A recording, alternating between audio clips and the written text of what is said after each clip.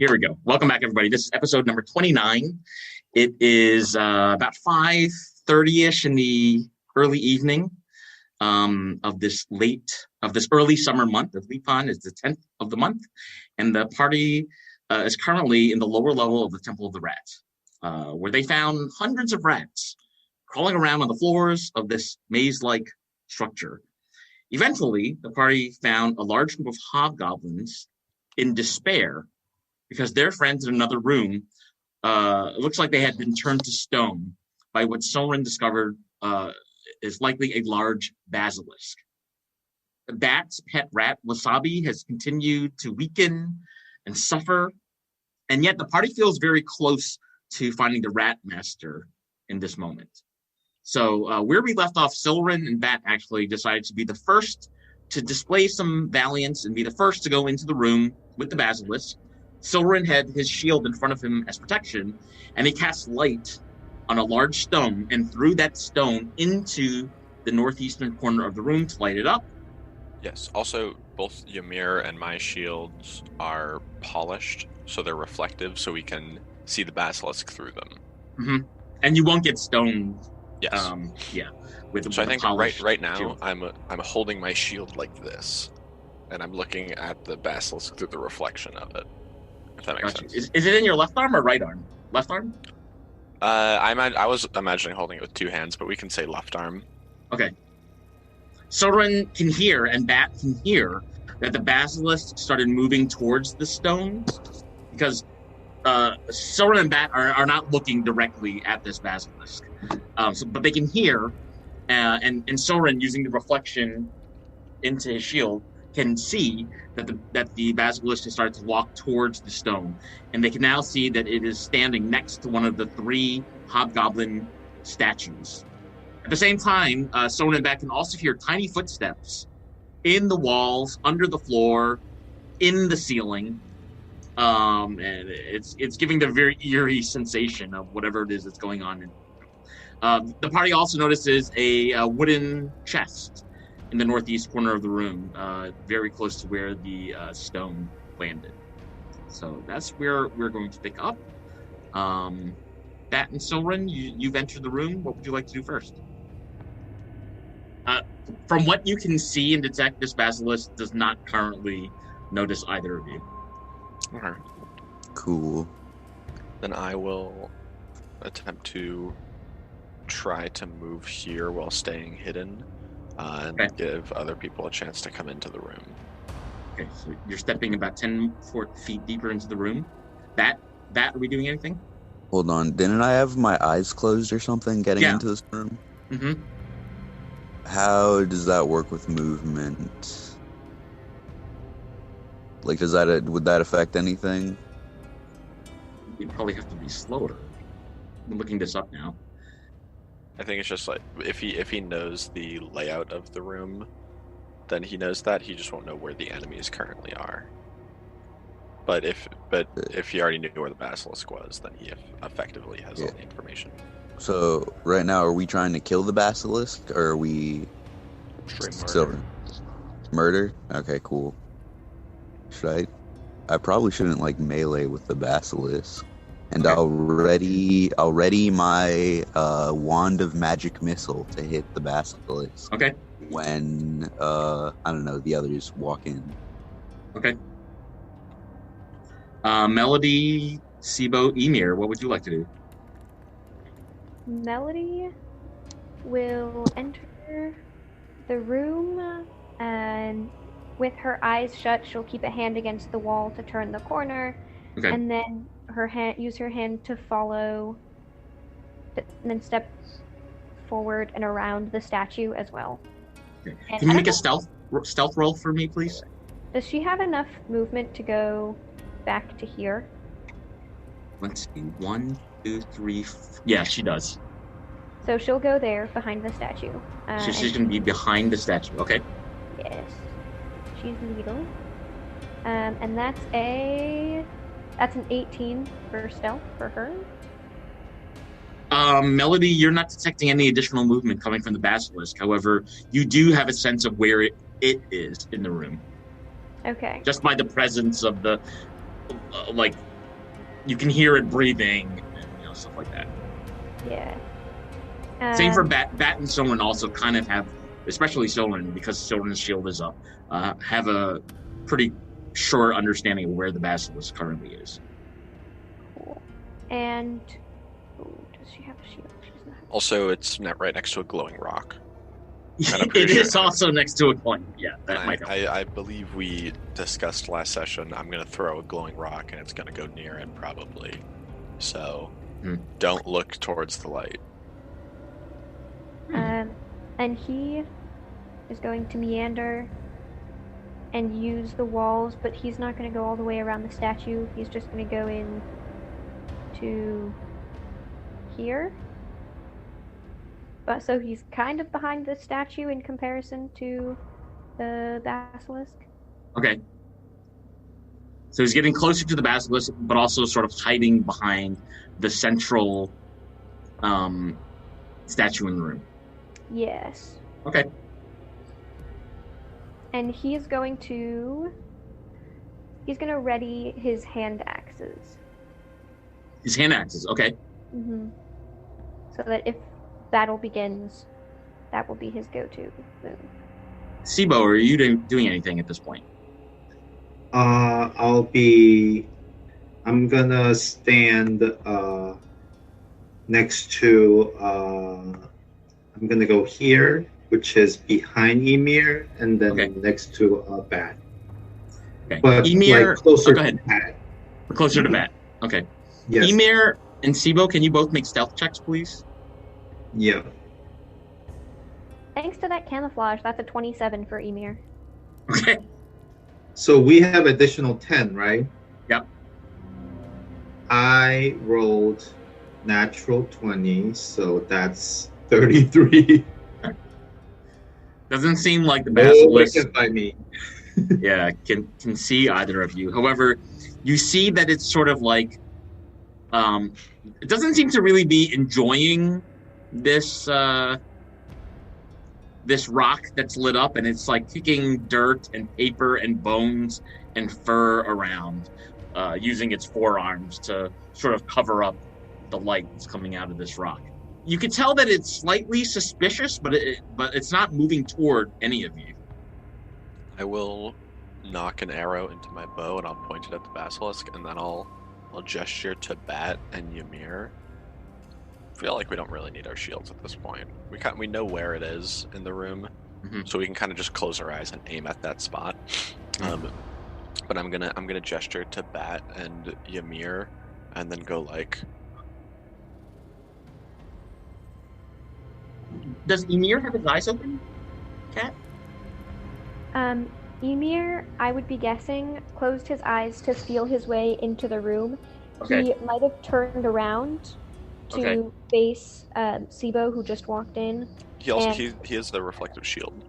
Oh, he does also have a shield. He has a shield, so he could use it to see the basilisk. Yes. So Soren is basically readying his arrow and making a motion to Bat and Soren. But Bat, can you see Soren? I mean, I have my eyes closed, so no. Right. Okay. I will walk over 5 feet, and I'll tap Bat on the shoulder. And I'll also put my hand to the side of his face so he doesn't accidentally look at the basilisk. Okay. And then as soon as he looks at me, I'm going to get his attention, and I'm going to get Ymir's attention, and I'm going to go like... You're forming an L shape? I mean, they can interpret that how they want. Okay. Well, I already had the action ready to shoot. So I'm going to use my wand of magic missile. Okay. So before you do that, can you make a Constitution save, please? Okay. Is this for him looking at the basilisk? 2. Yeah. Is this only in effect if you can see it? I gotta I'm look it up. assuming. Yeah. Magic missiles might need to be a target creature that you can see, so you might not be able to do that. Oh, okay. Actually, never mind that. If your eyes are closed, you don't have to make a Constitution save. Sorry. Yep. Sorry, I just looked that up. But you can, you want to attack with your... Yeah. What is it, Wand of Magic Missiles? Yes. Okay. What is that? D4? D6? No, it's a D4. Yeah. Well, it depends what level you're casting it at. I have D6 written on my sheet, which is not correct. Yeah, it's 1d4 plus 1 per dart. Yes, and it's 3 at level 1, and then 1 more for every level above that. 3 rolls. Nice! That is 4 damage. I rolled 3-1. Magic Missile does need to target a creature that you can see within range. Oh, never mind. Never mind then. I'll just hit it with the dart then instead. Also, forget. It would be 3d4 plus 3. Right. But, yeah. Oh, yeah. Whoops. My bad. Whatever. It doesn't matter anymore. That's a 20 for my dart. And then... So again, you're throwing this dart with your eyes closed. Yeah. I got a 7 damage if that hits. 20? I believe rules is written. This would be an unseen... Or this would be... You would be trying to target a creature that you can't see, so you'd have disadvantage. Yeah. That's what I see here.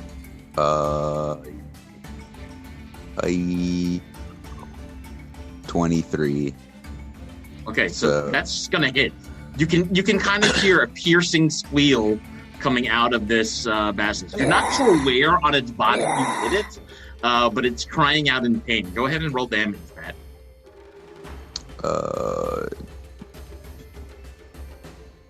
7 damage. 7 damage. All right. So, I want to be sure that I'm doing this correctly. At this point, should we roll initiative because that has initiated combat? Yeah. Well, I also readied an arrow. Oh.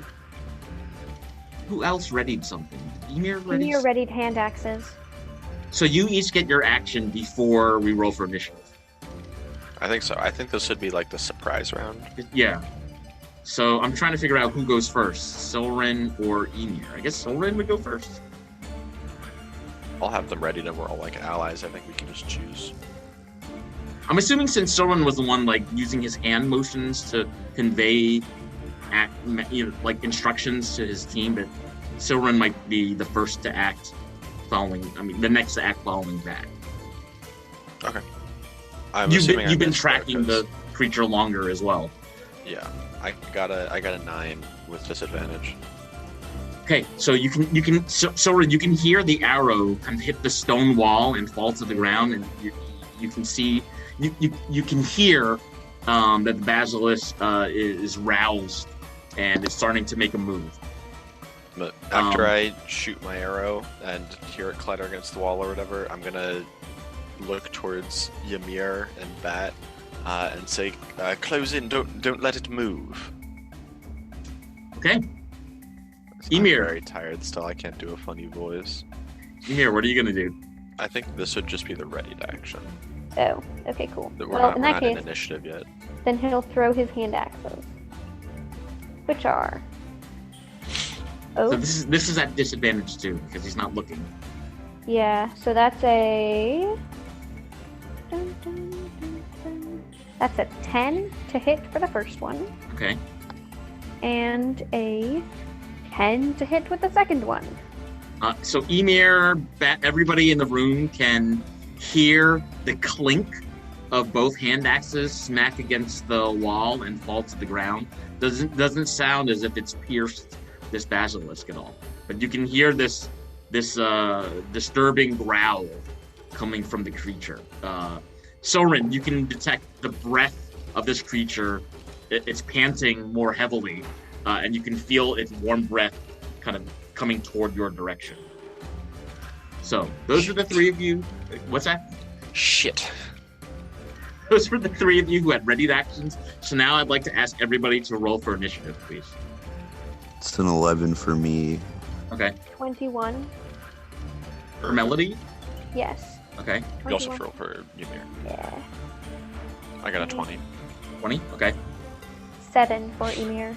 7 for Emir. Sibo? 9. All right, so the basilisk is going to move first. So he's going to take a step forward, 10. He's going to move forward 10 feet. It's such that he's actually in between Bat and Solren right now. He doesn't know which of you through the dark, but he can see both of you, and you with your weapons and arms out. And he's actually going to attack Solren first. So as he's breathing it's hot, lizardy breath on Solren. It's going to try to bite at Solren in his side. Would have advantage since I can't see it. You can't see? Thank you for saying that. But I do have my shield out. Actually, no, I don't. I use my bow. Yeah. Well, even with advantage, he rolled a 14. I don't know if that's enough. Ooh, AC 16, so no. Okay. Hey, guys, I found the basilisk. It's right here. Okay. It looks like he does not have multi-attack. He still has movement, but because he knows where you both are, it's going to end. It's going to end his turn right there. And he's going to end his turn like just breathing its hot, lizardy breath onto Solren actually, because Solren seems to be in the direction that this creature is facing. We're going to turn it next to Melody to act next. Alright, let's see how this goes. She's gonna try Vicious Mockery to take off that advantage on the attack roll. Okay. And she's gonna Just mark try... may need to be a target you can see. Oh, does it? Most spells are. Most single target spells, but I'll check. Yes. Oh wow. So it's invisible, I can't. Yeah, you have to be able to see it and within range, and it can hear you. Well, in that case, can I try and aim my crossbow at it? Well, you're standing right behind a statue. You probably need to move. Then she's gonna move around the statue. Yeah. Here, I suppose? And you have a straight line, yeah. Cool. So, she will. And are you opening your eyes, Melody? No. She'll Okay. roll with advantage. So this is a disadvantage. And, okay. So that's a 13 to hit. Yep, 13 is not enough. So the crossbow bolt clatters to the floor. And with her... Did she have a bonus action? With her bonus action, is Silren still wounded? Missing 3 health. I'm fine. Oh, okay, cool. Then she's just gonna huff and have that at the end of her turn. And puff. And blow Blow the your back house down. But no. Melody, that's the end of your turn. We're going to go to Silren next. Alright. For my first trick, as my action, I'm going to use Channel Divinity, Invoke Duplicity. And I'm going to form a fake Silren right here. Yeah. And then this Silren's gonna walk, and then with my bonus action, I'm gonna move him around, and I'm gonna move him right here, giving an opportunity attack. Giving who an opportunity attack? The Basilisk. To attack the fake version. Yes. Okay. Yeah, this basilisk sees this elven creature pop up and gets his opportunity attack. That's 16. That hits. So I'm trying to see what happens if it actually gets hit, because it doesn't have a body. It's an Channel Divinity. from it until you lose your concentration. The illusion appears in an unoccupied space you can see within 30 feet of you. As a bonus action on your turn, you can use the illusion to move up to 30 feet in space you can see what it was within 120 feet of you. For the duration, you can cast spells as though you are in the illusion space. Yeah, I think it just passes through because it's an illusion. Okay. I believe I don't remember where I read this. It might be a different spell that I'm thinking of, but I'm pretty sure its AC would be just 10 plus my dex. Okay.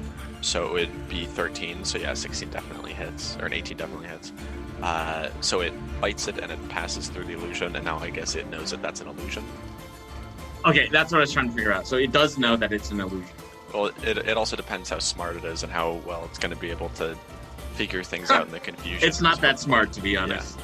Yeah. And then since it used its reaction, I'm getting the fuck out of here. See ya. Where are you going? Away.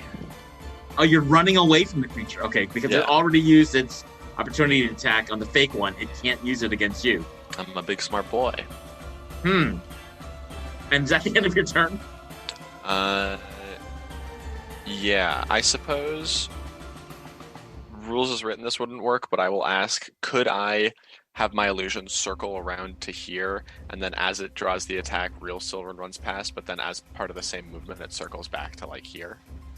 So how much movement does your fake version get? It says as a bonus action, I can move it.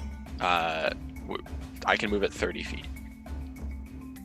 So this is kind of weird of laying movements over each other at the same time. Yeah. So I think rules as written, this wouldn't work, but I feel like in universe it makes some sense. Okay. But it's up to you. So let me see. It started standing directly north of him and ran 10 feet to the wall. Yes, and then as it drew the attack, real Sylvan ran away. Okay. And then I wanted fake to Sylvan have in the same in just like the same movement, it circles back around, so it remains within melee. Yeah, that I think you could do that because that's still within its movement limit. Okay, cool. Yeah. And then, yeah, that's my turn. And obviously, I will keep my eyes averted. I'll hold the shield out for anyone. I'll put away my bow, hold out my shield, and I'll have my holy symbol in the other hand, and I'll hold it like that for anyone who wants to actually see the creature. Okay. So you still have your eyes closed. Everybody still has their eyes closed. Well, now I'm looking into my reflective shield. Let me turn it next to Bat to take a turn. So Bat, you're standing right next to the basilisk, and its attention is currently toward the fake Soren in front of it. Okay, I'm gonna I'm going to fight. I'm going to fight it. I'm going to fight it. I'm dead. Teddy, stop it. Stop. Anyway, unarmed attack. That's a 20. You have disadvantage. Disadvantage? That's a 15. 15? That hits. Yep. Nice. That's a D4 plus 3. 6 damage. Then I'm gonna attack again. Okay. Okay. 18, and then 18 roll it. Disadvantage. Oh, sorry, I rolled. I meant to roll the disadvantage, but I accidentally rolled D4. Idiot, moron, loser. 24. Baby. So 18 hit. 18 hits, yeah. I'll re-roll D4. That's 6 damage. So Bat, even though you can't see this creature, you've managed to hit him a couple times now with some punches and kicks into his side, and the creature's head must now be oriented towards you because you can feel its hot breath kind of like cascading down your face and neck. So it's definitely staring in your direction at this point. Okay. Mm-hmm. Should I flurry of blow? Nah, not right now. No, I used all my key points. Never mind. Yep, the end of my turn. We took a short rest like right before this. Oh, we did? Okay. Mm-hmm. Well, then yeah, I'm gonna flurry of blows then. All right, do it. Pog. And can we see its health bar, please? 25. Ooh, damn. I'm only rolling good today. I'm banger rolls only. So 18 hits. That hits. D4. That is 5 damage, and then another attack. 16. 8. Okay, that one doesn't hit. But Bat, I guess that's the end of your turn. yeah, that's the end of my turn. All right, so Matt, you're noticing that Wasabi looks like he's sort of passed out in this moment. He doesn't look dead, but he just looks like he's tuckered out and he's passed out. Sibo, you're next. You're standing next to Bat. You're standing next to a statue. What would you like to do? I'm looking at Emir's shield. Okay. And locating where basilisk is. Okay. And then I'm gonna close my eyes again, and then aim at the basilisk. Okay. Good luck. So my question is still disadvantage? It's still disadvantage because your eyes are closed. Okay, so I got 17. 17 hits. Okay. So that's 11 damage, and then it's injured already, right? That's correct. Yeah. So that's gonna be extra 3 points of damage, so total 14. Siva, when you hit this creature with your arrow, you can hear its rows of teeth kind of gnash and chatter as it breathes another wave of hot, odorous breath in Bat's direction. Is that the end of your turn? Yes. Okay. Emir's next. Emir gets a turn. Emir is going to look into his shield. Okay. And move around here and hit the creature with his battle axe. Okay. This is still at disadvantage, but go ahead. Okay. All right. So that is... Oh. Well. That was a nat 1. So he takes his battle axe and does not hit the basilisk. Maybe slices through Silrin's silent image. And that is everything I believe he will do on his turn. And your eyes are still closed. You're using your shield to stare at it. Emir was opening his eyes, but only to look at his shield. So he was turning the shield away and trying to hit like over his head or something, which would make sense if he missed in that case. Okay. So it's now the start of round 2. This creature, which was staring at Bat a moment ago, is reaching out to bite. It's lunging its huge head forward with its crystal blue eyes. And tries to snap forward and bite at Bat. That is 24. So that is 10 points of piercing damage, plus an additional 7 points of poison damage. So that's 17 points of damage. Damn, that's a lot of damage. And that's the end of its turn. Again, Bat, you can feel its like hot, lizardy breath in your direction. So you kind of have a pretty good sense of where it is located. But that's the end of the basilisk's turn. We're going to turn it next to Melody, who can hear a lot of what's been going on. She is going to start by healing wording Bat. She would have probably heard him scream. I don't know that he has to be... he has to be visible to you? Be able to see him. So can she...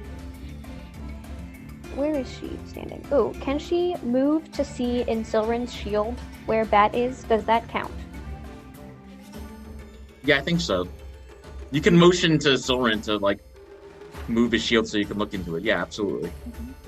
Okay, and in that case, does that mean she can also see the basilisk? Correct. Okay, so she's going to Vicious Mockery and Healing Word Bat. Vicious Mockery, the basilisk? Can you make that roll first? No, you make a wisdom save. Yes. Wisdom save. Oh, wisdom save. Mm-hmm. Well, his wisdom is not very good. He got a 10. And he fails the save. So he takes 6 psychic damage. 6 psychic damage. And he has disadvantage on the next attack roll he makes. What? Oh, man, how'd you get a 6? 2d4, 3. Ah, you're level 5. Matt, you can detect that this creature all of a sudden is like making a groaning, whining noise as it continues to breathe hot air in your direction. Melody must have done something. Melody, what did you say to the lizard, in fact? I said, your mother was a rock. Yeah, I guess it worked. And then you'd like to heal Bat, so go ahead and do that. All right, and that is a highest roll possible. That's 9 hit points. Okay, so Bat, you should be at 23 now. Does that sound right? Yep. Let's go. And can she use, just while she's insulting the basilisk, can she take Twitch and cover Twitch in her blanket so that Twitch can't see? Yeah, you can do that. Cool. Yeah. I'll have that just be part of your movement. So that's fine. Thank you. All right. So that's the end of your turn. We're going to go to Silren gets another turn. How wounded is it looking? I can't see its health bar because Ymira's token is in front of it.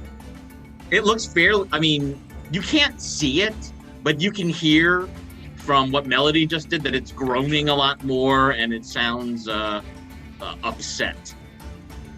So. I won't waste a spell slot. I only have 2 left. I will, looking at it through my shield, cast Toll the Dead. Okay. He needs to make a save? Yes, a wisdom save. Wisdom save. Okay, well, as I mentioned, his wisdom is not very good. He got a 2 on his wisdom. That is a failure, believe it or not. Wow. And can I flavor this as my illusion looks at it right in the eyes and it doesn't care because it's an illusion, and then my illusion, like, its face or its eyes glow with like basilisk light, which doesn't actually do anything. 2 necrotic damage, anti-pog. Right. As opposed to once again, whatever you did, Soren, Bat feels another wave of hot lizard air coming in his direction. And Bat can hear, again, the teeth of this creature chattering as it awaits its next turn. Soren? Oh, that's my turn. Okay. I think we're going to turn it next then to Bat. Bat gets a turn. Punches. Big punchy. What will I do on my turn as a monk? And your eyes are still closed back? Yeah, my eyes are still closed. Okay, so this is still a disadvantage. 17 to hit. 17 hits. Its AC is 15. 4 damage. And I'm gonna hit it again. When you punch it with that punch, you can hear and feel the creature start to get lower to the floor. It's continuing to breathe in your direction, but you feel as if the breath is like hitting more your torso and your legs. So it seems like it's flattening itself where it's going down towards the floor upon you just hitting it. Still your turn. Yep. I'm gonna hit it again. 16. 16 hits. Oh, I rolled. Sorry. No, I gotta roll. No. Sorry, no. I rolling disadvantage, but I accidentally hit the D4 button twice. That's a 9 to hit. I'm guessing that does not hit. A 9 does not hit. Okay, cool. I'm just gonna end turn then. But Bat, you're getting a pretty clear sense that this creature is very, very weak at this moment. Sibo is next. Sibo, what would you like to do? Seems like I can possibly end his life, so I'll take the chance. So, longbow, here we go. And that's 21 with disadvantage. Okay, that's gonna hit. And Sibo, he only has 1 hit point left, so or 2 hit points left, so you're gonna kill him. Do you want to tell us how you murdered this creature? Which way was he facing? Towards Bat? Facing you and Bat. Okay, so as I pull the trigger, I just I thought you had a longbow. It's a longbow, yeah. Yeah, like I meant Shiba's- like Shiba's trigger as a done. mean of like let go of my bow. Gotcha. Yeah, like the arrow pierces through its eyes, and then he growls in a very like climactic, like loud, weird noises, and falls to the ground. Fantastic. So I'd like to grant everybody 140 experience points for murdering this basilisk. After this arrow hits it in its face, apparently, this huge mound of a creature falls to the ground. Bat no longer feels any hot air coming in his direction, so he kind of is detecting that it's probably dead. Cool. I'm gonna open my eyes then. Okay. So, Bat, you're the first to see that this room looks super dirty. On the Gross. floor, you see rat fur, rat bones, teeth from all different kinds of creatures, garbage rinds of fruit and melon, broken bits of cheese, numerous pieces of soiled parchment and paper. And there's a really interesting door behind the basilisk's body. From you're 15 foot away from it, but you can tell there's a really beautifully carved rat on this door. But it would probably help you to take a closer look.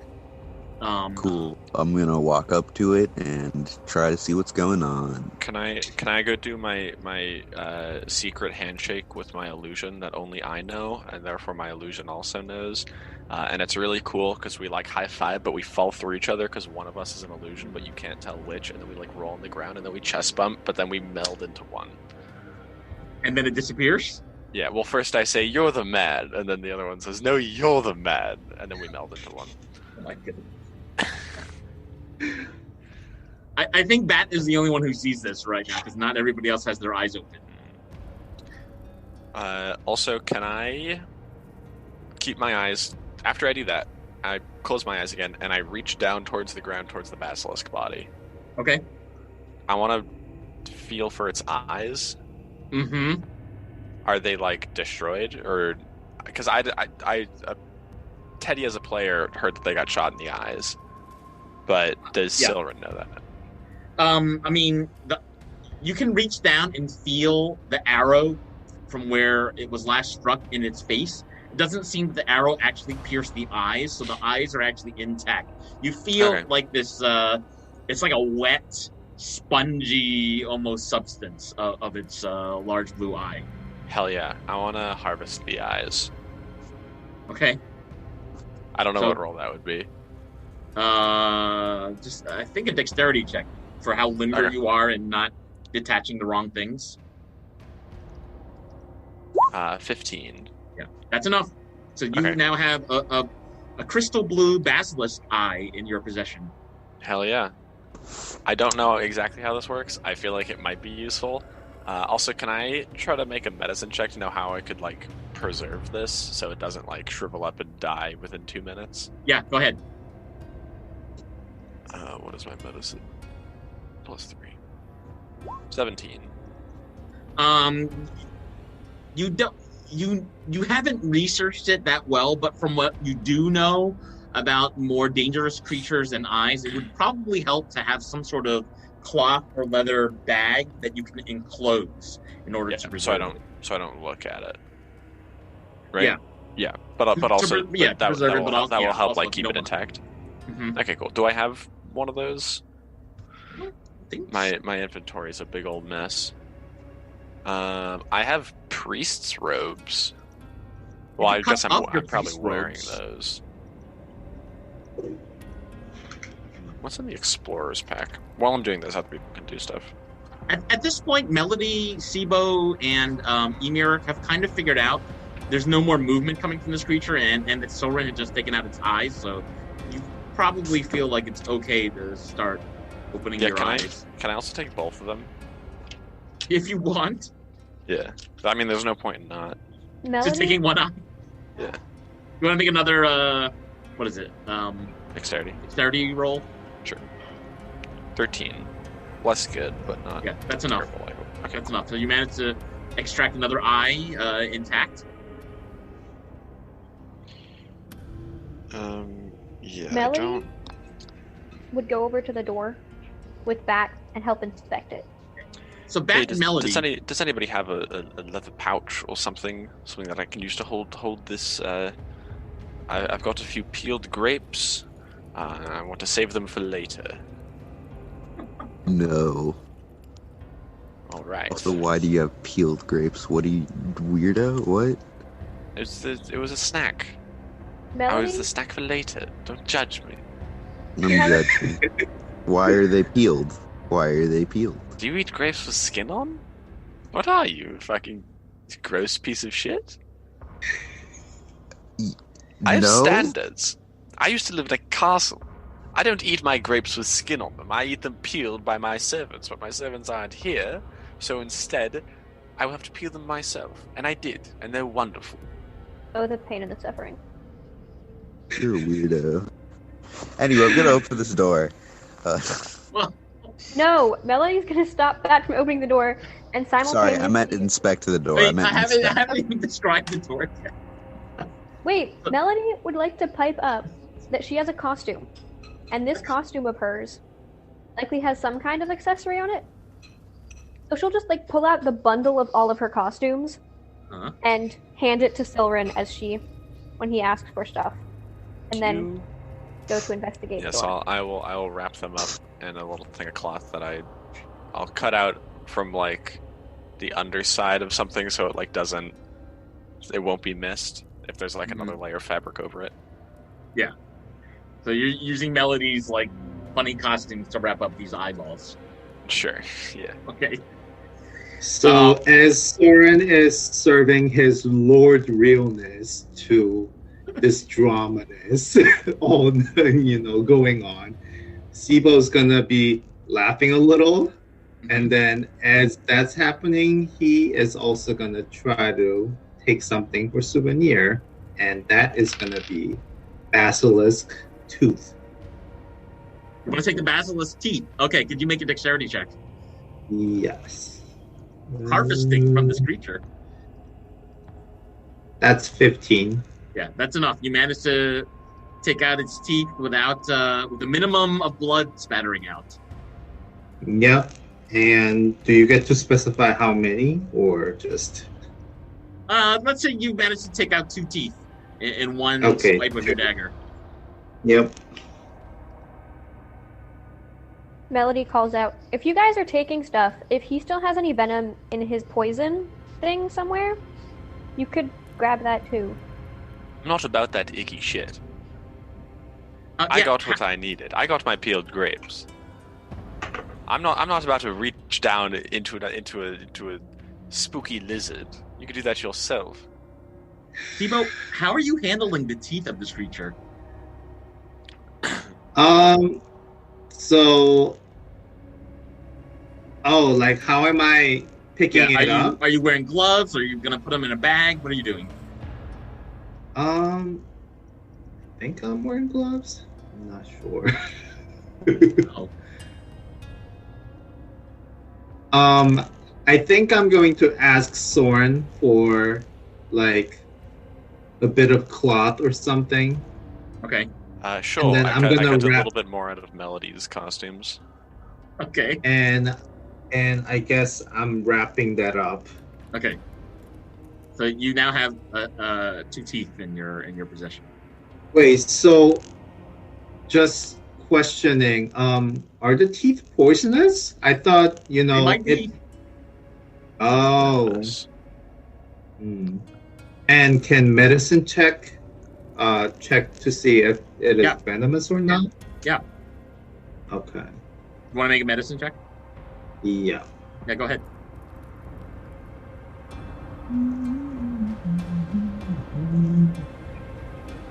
That's 19. Yeah, you're a little worried that the longer you touch them with your bare hands, the more you might be exposed to any poison or toxin that still remains. Oh. Can Melody make a nature check to know how the basilisk discharges its poison into its prey? Yeah. Cool. Cool. She rolls a... Ooh, halfling luck. Welp. 7.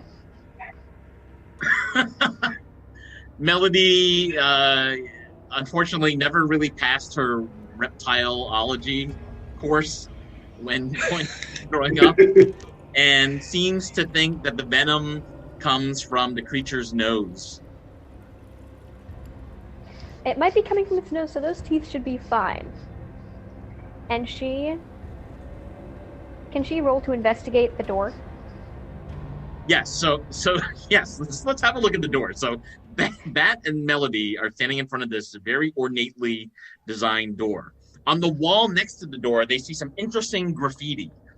There's a line of black writing that says, "The Ruby Rangers looted this place." And underneath that, in tall block letters, it says, "The Imbroglio," with an exclamation point. Now that their eyes are open, they can see standing behind them are 3 different hobgoblins standing in a petrified pale gray stone, and you can also see broken beer bottles all along the floor. This door itself is very interesting. The design looks like, so it's a stone door, and the design looks like there's a fearsome rat carved into the facade. And this rat is gnawing on the arm of what looks to be a former soldier, and that arm is clutching a long sword. The claws on the paws of this rat and its feet look like they're all dripping in blood that's been painted in a deep red color onto the door. This rat also has super long teeth, as big and long as a gnome's arm. Both eyes of this rat have an uncanny red sheen that from a distance, so kind of like where Sir Sibo is standing right now, from a distance, they look like ruby red garnet gems. You also see about halfway up from the floor, there is a button on the wall. So there's no doorknob, but you see like a button on the wall next to the door that looks like it's a stone button that you just press. So that's what you see. Do I see this also? Yeah. And if you get closer, you can see more of the details. So yeah. Can I make a religion check to see if I recognize any figures on it? Or if I don't recognize them, could I potentially try to interpret what they mean? Yeah. Anybody who wants to make a religion check, let me know and I'll tell you the results. 3. That's a naughty looking Eddie, rat. you are very unfamiliar with rat theology. You also did not pass your rat theology exam growing up. It's one of your life's greatest regrets that you didn't study that evening. As Sibo gets close to the door and stand behind Melody, who's right in front of the door, he realized something because he rolled religion and he got natural 20, so it's 23. So he did pass the rat theology or whatever. So Sibo, I sent this to you in the chat. Sibo picks up some additional information about this rat. And shares with the group.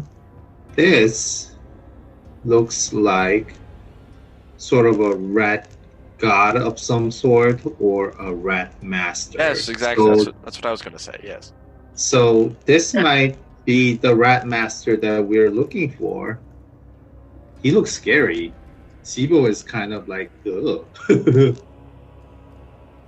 He's also thinking about the time when he sort of was very close to heaven sent by giant rats. So he's kind of shaking a little bit. And it's like, ugh, God. If this rat is pictured with blood-soaked claws and blood-soaked teeth and looking feral and wild and mighty and, deadly, maybe it won't be its whole shtick to, heal Wasabi.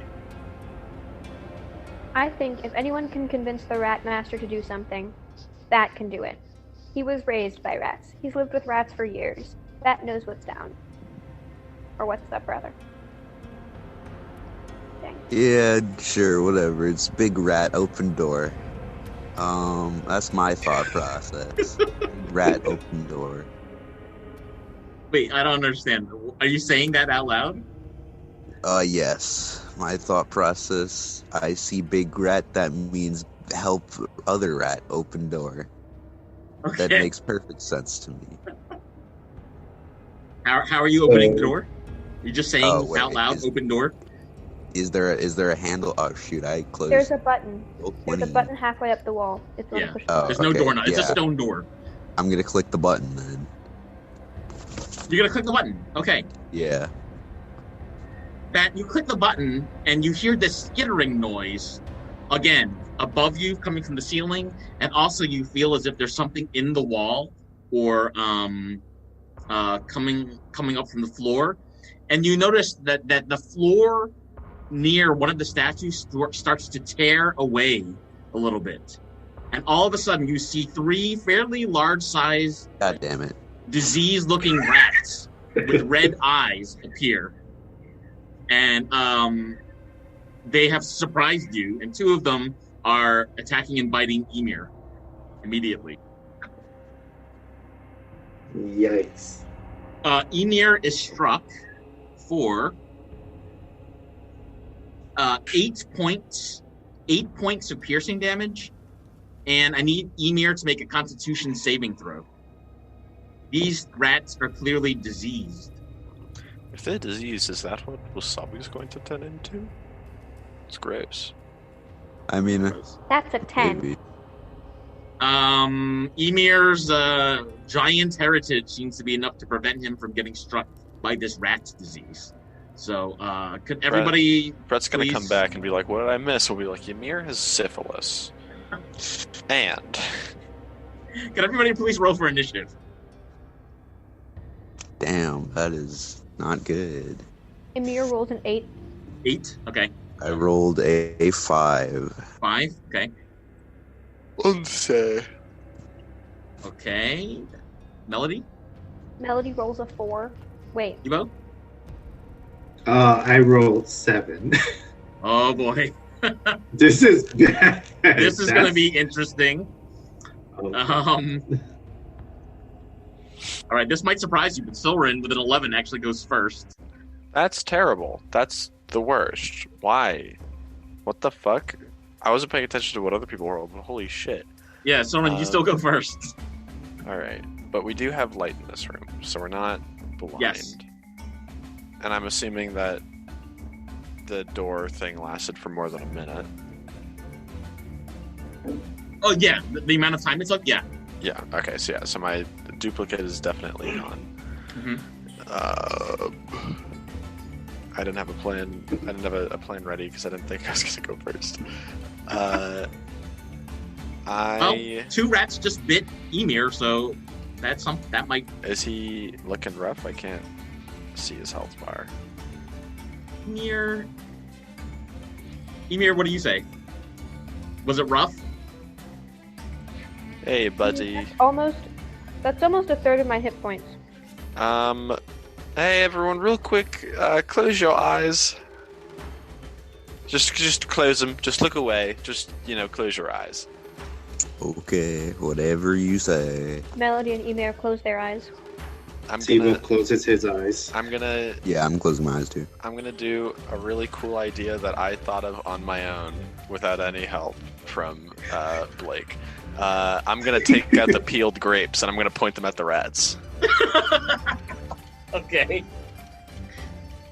If it doesn't do anything, then they're just cool looking eyes. But if it does turn them to stone, then this is a useful tool. The rats look at you, but all 3 of them seem more interested in Emir at this moment. It's not clear that seeing that the eyes has done anything to these rats. All right, never mind. You're good, and I put them back in my pocket, or I put them back in the pouch. Yeah. Is the end of your turn? I would assume it would be an action to try and use the eyes. But you can move. You can walk over the body of the basilisk if you wanted. I could, but I don't want to. Okay. So I'm gonna stay over here. All right. So in that case, It's rat number 2 that's going to go first. The one of the rats that already bit Emir, and it's going to once again claw and bite at Emir. That's a nat 20. Emir, you've been hit for 10 points of piercing damage. What are you at now, Emir? Wait, is that 10 plus 8? Yeah, in this round, he was hit for 10. Cool. He's down at 10 hit points. Okay. And he has to make another Constitution save. Wonderful. Absolutely lovely.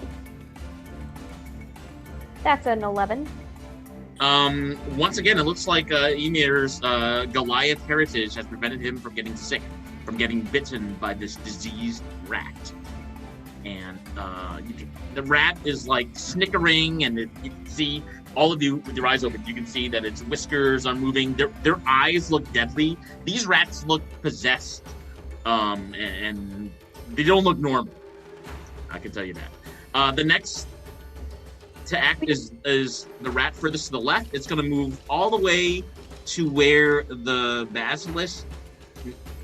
It's going to move all the way to stand next to the basilisk and attack Emir diagonally. That is a 15. I don't think that's enough. No. And so it's going to lunge. Yeah, it's going to lunge at Emir, trying to bite at Emir's legs, but that's missed. And that's the end of that rat's turn. We're going to turn it next to Emir, who's just been bitten a couple times. Is he close enough to where his hand axes were thrown that he could pick them up? Yeah. Cool. That was right next to the northeastern statue. Yeah. So, can he, in the same turn, pick up his hand axes? And wait, no. He's going to. Yes, he will. Hit with one hand axe. And then. Which one? Or actually, because I want to use his action surge, his second wind. Okay. So can he use his battle axe twice and then second wind?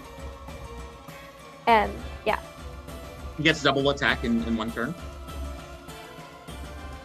Yes, he can action surge. Action surge. He's gonna go for this bat. No, this bat. Wait, which rat has been biting him? The top, the two directly north of him, north and northwest of him. Cool. So he's gonna go for the one straight north of him. Okay. With his battle axe. Mm-hmm. And that is a 20 non-nat to hit. That hits. And that does 8 damage. Emir, tell us how you kill this diseased rat. He just takes his battle axe, he drops his shield, takes his battle axe in both hands, and cleaves the rat in two. And there's a very bloody mess that drips onto the blade of his axe and spatters onto the statue, and a little bit onto poor Sibo's clothing as well. It's very disgusting. He grimaces and winces, and then turns around and goes for the other rat that bit him. I think this was the one that Nope, bit him. it's the one northwest. This one. So then he'll turn and hit that one with his battle axe. Okay. That's a 16 to hit. That hits. And that does max damage. Okay, it's gonna kill this rat. And then, instead of using his bonus action to heal himself, he'll actually just take his hand axe, if he can. Wait, no, he can't, because he can't do that. So he'll use his bonus action to Stone's Endurance heal himself. Okay. For second wind. There we go. How much does he get? 3. So that is 6 hit points. 6 hit points. So he's at 16 now. Yes. Okay, Emir, I believe that's the end of your turn. We're going to turn to Sibo next. Sibo, you can see one rat standing diagonal from Emir. What would you like to do? Yep, I'm gonna aim at its face and roll And that's 24 to hit. 24 to hit, that hits. And that's 9 damage. Sibo, that's enough. Tell us how you murdered this creature. I was sort of agitated when it's disgusting, rat stuff was on my clothes, and then I got angry, so I aim right at his head and just pierces through, and it just and falls. All right, and there are now like 3 horrible-looking rat carcasses laying in front of you. They're all adjacent to Emir, in fact. I'd like to grant everybody 18 experience points for murdering these 3 giant rats. Melody is now, since she's in the rat temple, going to do a mini funeral rite for each rat. Okay. I'll help in that because I'm actually a cleric, and I feel like I should. Yeah. Do you want to describe how you're doing this? Melody is going to close the rat's eyes and then say a short prayer, thanking them for their life and hoping that they go on to have another good one.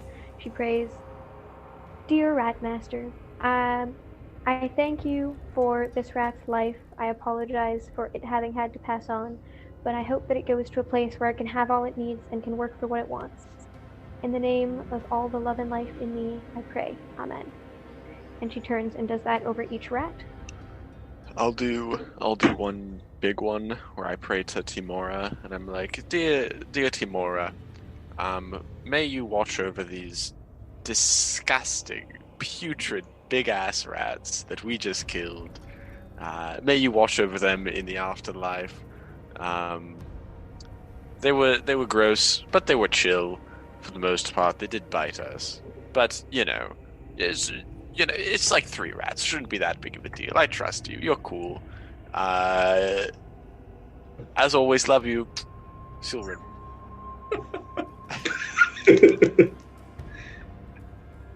Best prayer ever. Yeah. I'll just give like a little my bad for killing you guys. Silrin is not a very good priest. Can you imagine Silrin giving a sermon on a topic like, I don't know, sin or anyway. Yeah, so all of you still continue to hear weird sounding animal footsteps or tiptoe footsteps coming from the ceiling and the floor and possibly within the walls. How bad is Ymir looking? Ymir looks like he's been bitten quite a few times. He's at half health, more or less. I'll drop a cure wounds. And can Melody investigate the chest? Yeah. That is 10 health of healing. 10 health. Cool. He's Mega only at 26? Yeah. Okay. Yeah, so the chest is... looks like a small locked chest made out of wood. It's sitting on a small stone shelf that's jutting out from the rightmost wall in the room. It's a very small chest, like, it's not that heavy. You kind of inspect it, you can tell it's not that heavy. It's only about like 1.5 feet wide. So, yeah, it's a small wooden chest. Can she try and open it? Yeah, how? There's a lock? Yeah. Yes?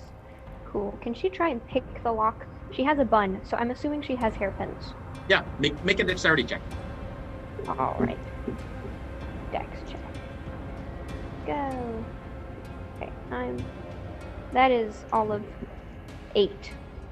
Melody, you seem to like be slowly turning the tumblers with your hairpin / lockpick, and you seem to have triggered something because all of a sudden this poisonous gas starts spitting out from the chest. And all 5 of you, could all 5 of you please make a Constitution check? It's Constitution save. There's no time to like walk away from it or try to get out of the cloud? I think you would have had to do that before Melody decided to open it. Okay. Sibo got natural 20. Okay. That's a 10 for Melody. Okay. And a 7 for Emir. That's an 11 for me. It's a 3.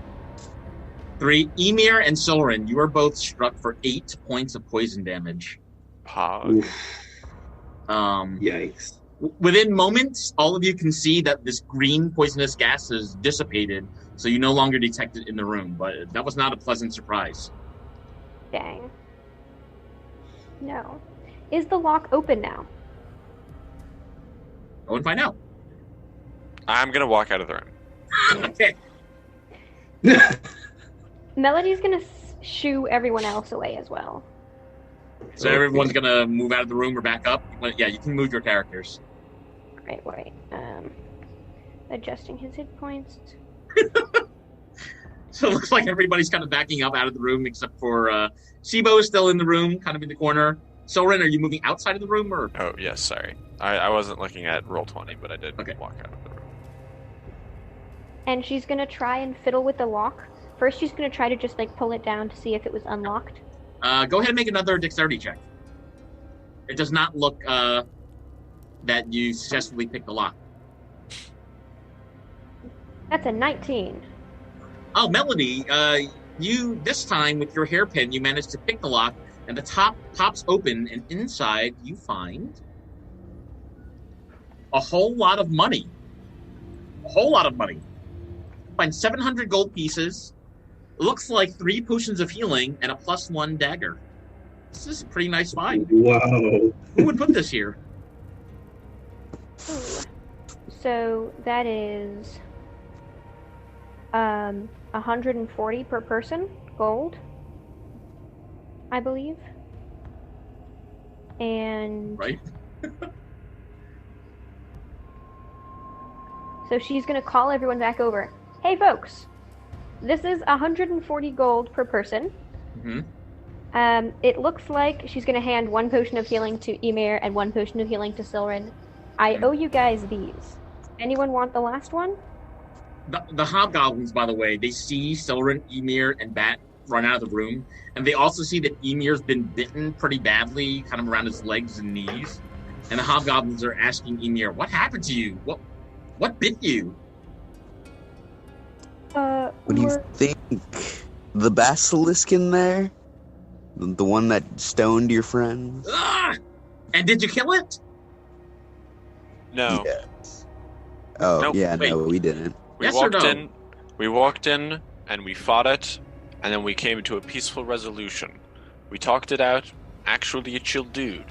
I'm lying. I'm making fun of you because you're stupid. Of course we killed it.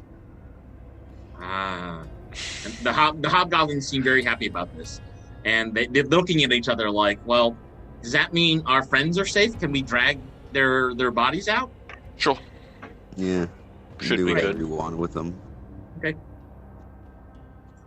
So it's at this point that the hobgoblins start to rat bodies. Just heads up. It's pretty gross. Yeah. They say thank you for that. And they start to slowly drag the stone statues of their hobgoblin friends out of the room. And they said, and so again, this group of hobgoblins seems very split. Some of them want to stay and see what secrets you can find by the Rat Master, and some of them will want to go.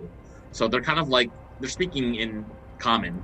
They're kind of like debating with one another what they should do. I don't really care if they find out any secrets. I just want to get to Ratman. I want to meet Big Rat. Okay. Can Molly inspect the room in the meantime to see if she can find any secret doors or passages or any hints or clues or anything? Yeah, make a perception roll, Melody. Anybody else wants to help Melody, you can also make a perception roll. As this is happening, go ahead. What was it? That's a dirty 20. Oh, so Melody, you can detect a slight smell of a sweet tobacco smoke coming from behind the door with the fearsome rat painted onto it. Can I investigate how to open the door? Mm-hmm. Cool. Looks like there's a button. As this is happening, Sibo is gonna walk in front of the goblins and say, "You guys look divided, but guess what? I feel like you have to save your friends first. So why don't you guys take the stone statue and find a cleric to de-stone them?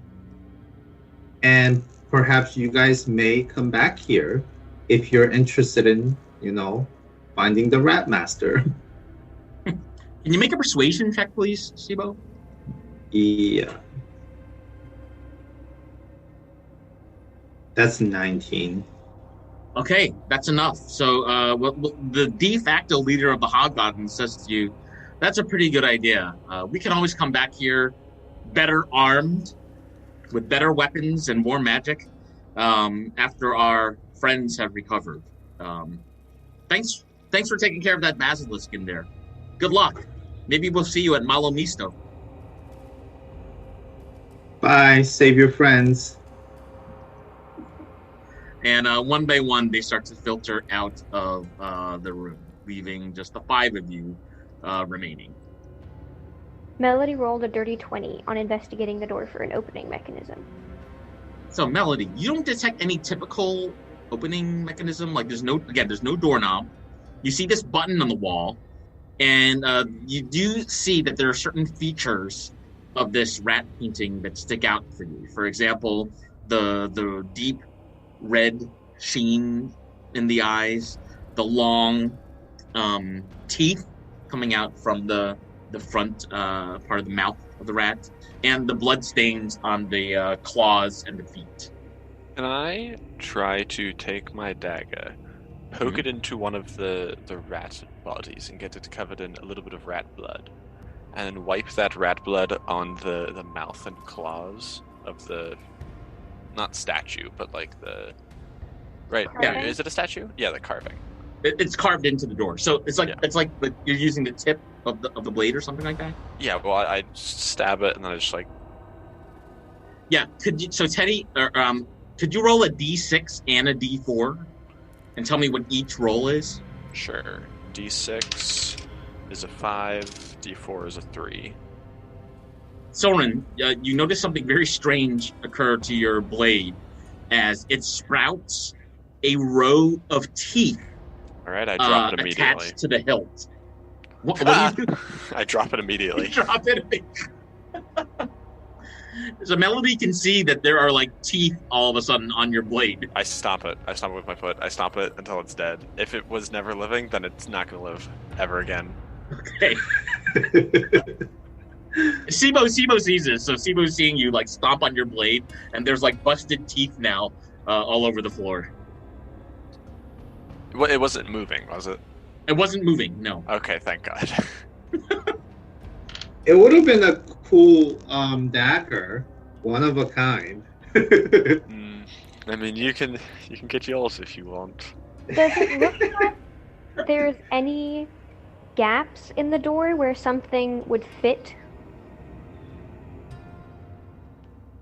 Like fit under the door, or like No. something to put on the door, like Yes, a hole like or something. A Impression? puzzle. Mm-hmm.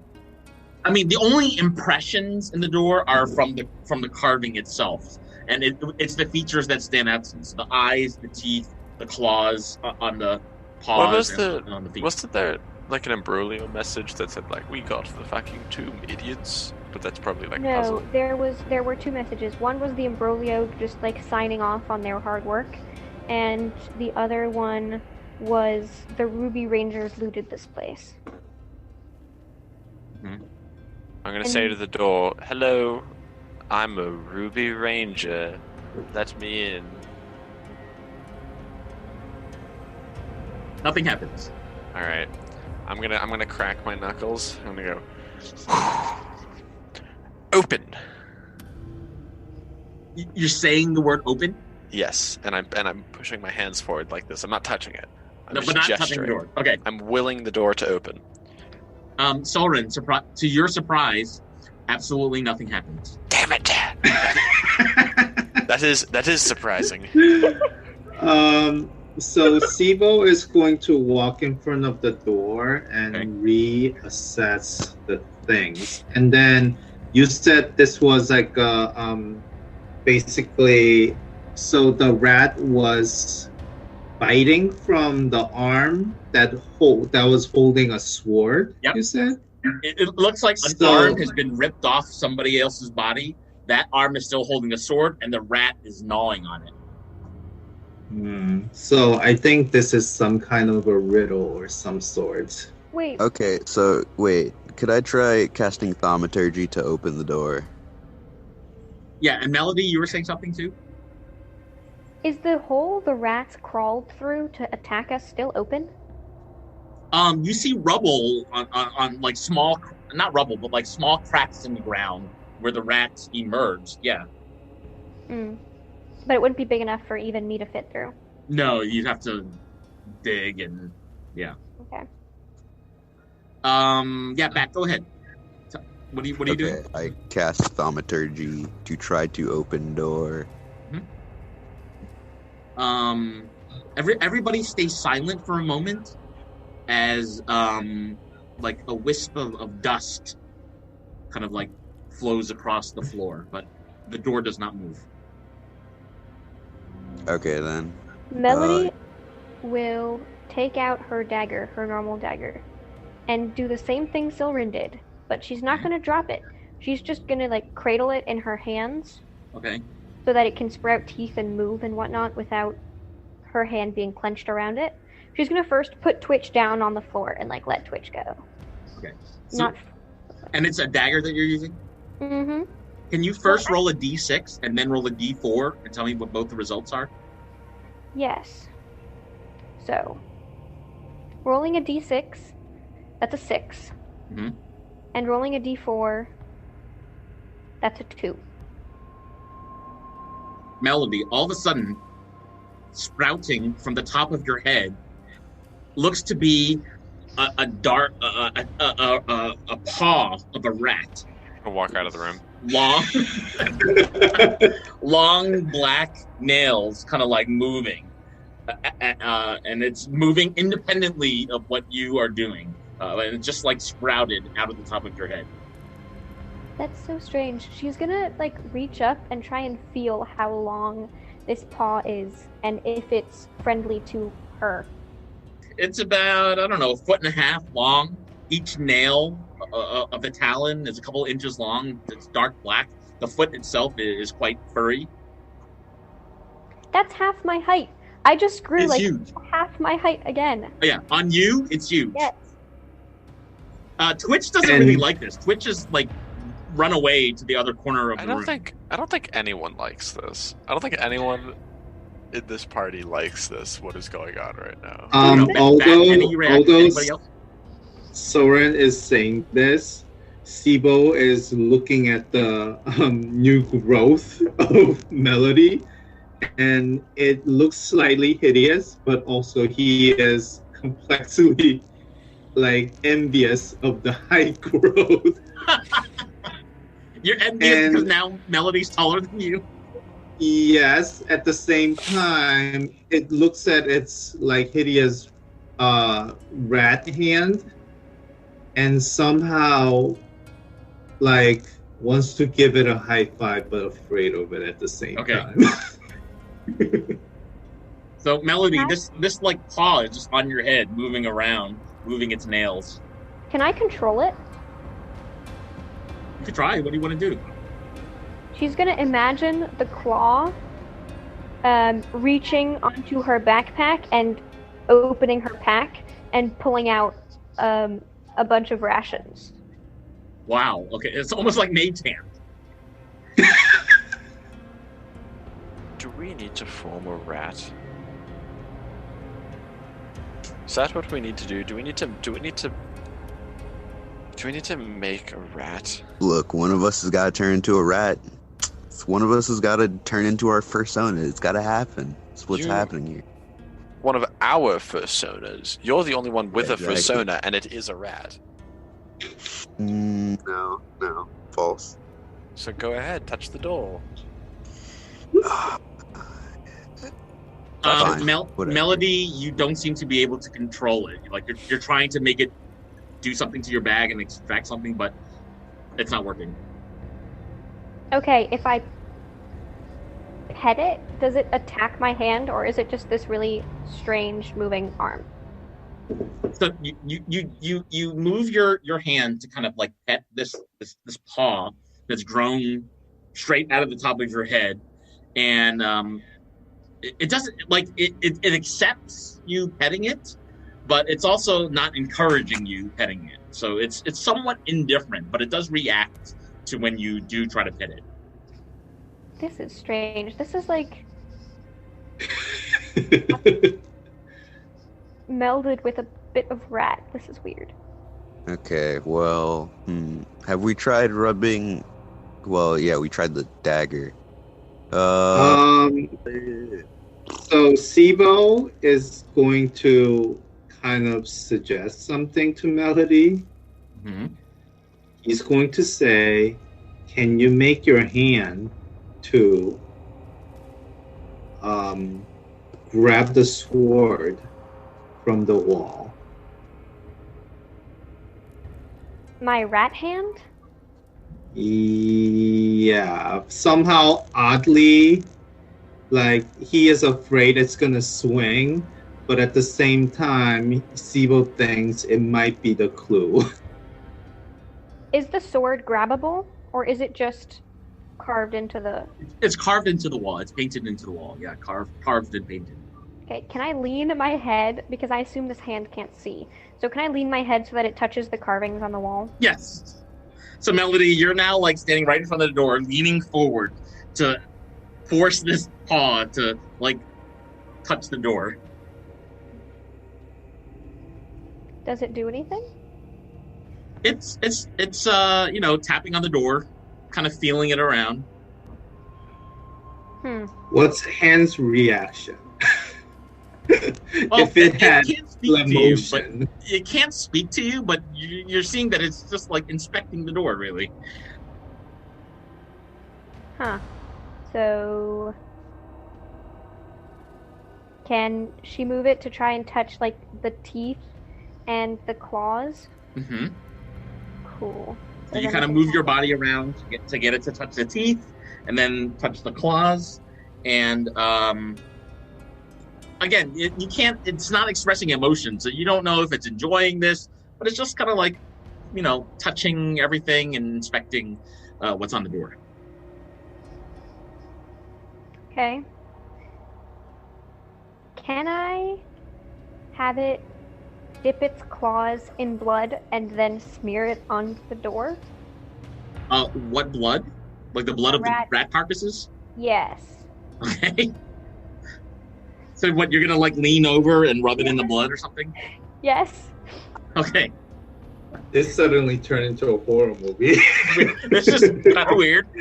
So Melody, know. Very interestingly, so you get this great idea to kind of like dip this claw into blood, but as you lean over, all of a sudden, this claw disappears, and as you reach to touch your head, it's as if nothing was there a moment ago. Wait. No scar, nothing. It's gone. It was probably just for like a minute. Well, I'm glad. I'm glad. I'm dead.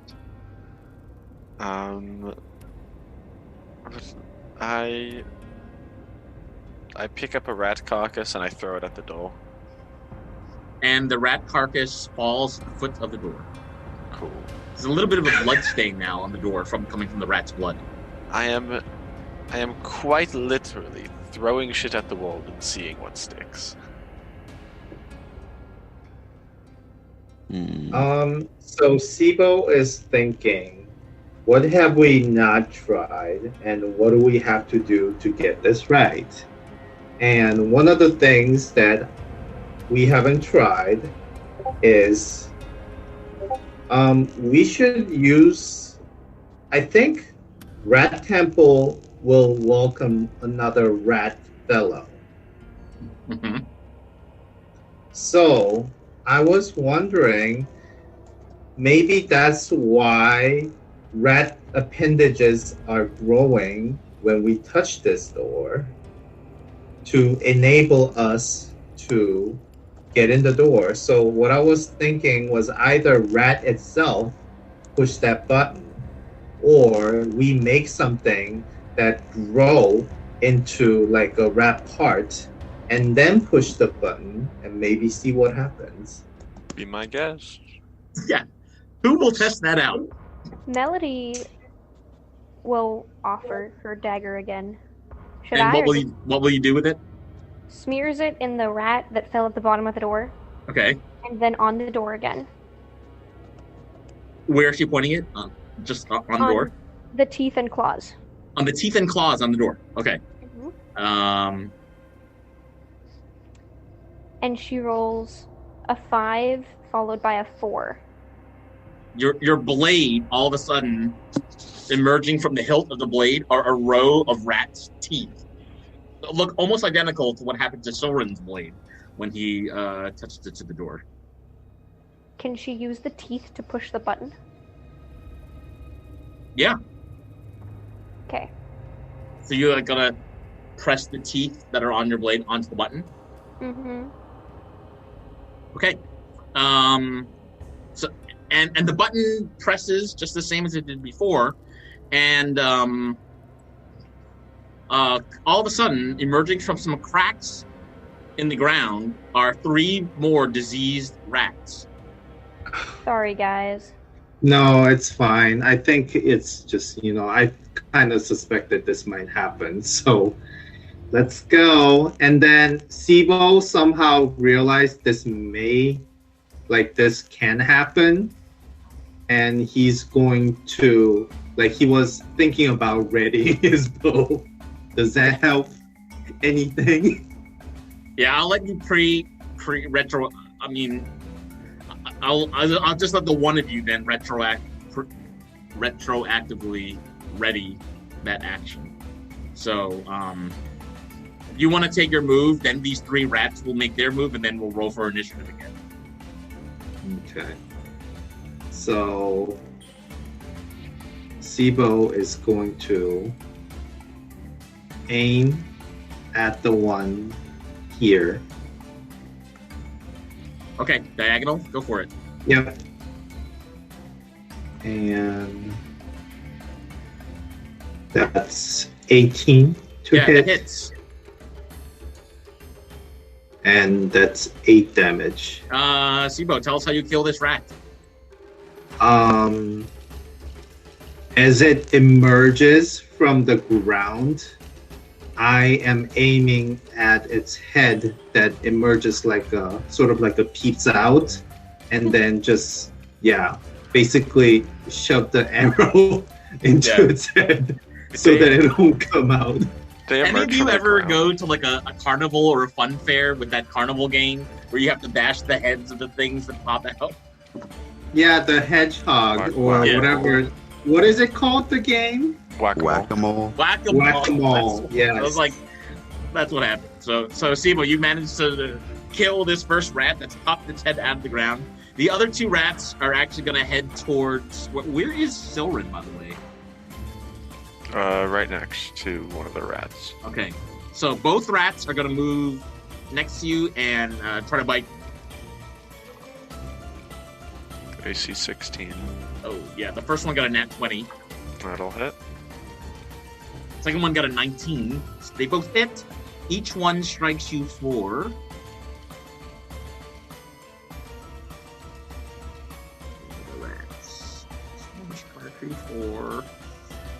10 points of piercing damage, and you need to make a Constitution save. So 20 points of damage. Oh, okay. Well, I fall to 10. Okay. And I'm assuming a 6 fails. 6 fails. Yeah. So you're struck by an additional 8. Well, from both of them. Well, yeah, the first attack already knocks me down. Okay. Until the disease is cured, the target is hit by 3 points every... Okay, so... You need to actually make a Constitution save against the second rat as well, because both of them hit you. Okay, well the second one doesn't do damage. I just get 2 failed death saves. Because I'm unconscious. Oh. You're already unconscious? Okay.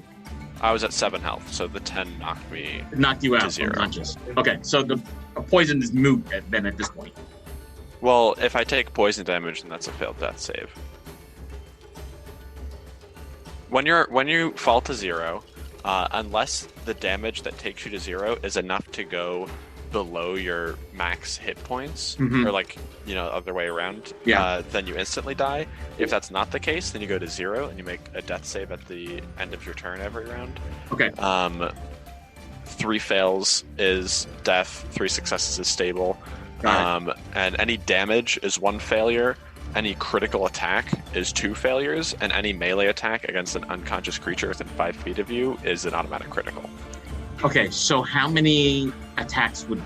So I get bitten by the first rat, and I take damage, including the poison, I'm assuming, if it's part of the attack. Correct. So I fall unconscious, and then the second rat, should it still attack me and consider me a threat, it would bite me automatically. Well, wouldn't necessarily automatically hit, but you already rolled. It would hit me, which would crit me, which would be 2 failed death saves. Okay. And so the way that I'm seeing this is poison that... damage after that, then I would die. Yeah, the way that I'm seeing this is it's not fair if one rat... Like, when one rat attacks, all of the damage should be known at that point, before you know what the other one was, right? I guess, yeah. Because the first one, in total, the non-poison... The first one bites me and knocks me out, and then the second one... Yeah. I don't know if the second one would consider me a threat and still bite me, or if it would just try to nibble on my body, or if it would go for someone else. It would probably... Since... It would have to react really fast. So I'm thinking the first one would hit you. So combined, that's actually only 13 points of damage. But then the second one, would you be unconscious already or not? Yes. When the second one decides to bite me or not, I would already be unconscious. Would that be a failed death save? That'd be 2 failed death saves. 2 failed death saves? Because it's a crit. Whoa. Okay, so is that where we are? Is that fair? Yeah, if the second one attacks me while I'm unconscious, then yes, I'm at 2 failed death saves. Yeah, because the way that this would work is they would, they're next to you, and simultaneously they both get an action before the end of the surprise round. I suppose my max is also 18, so if it, with its critical damage and potential bonus poison, if it goes above 18, then I would die. No, it wouldn't go over 18. Okay. But the death save, we can put that into play. So Selren, how many death saves should we say that you're at? Well, I failed 2, because I got bit while I was unconscious. Okay.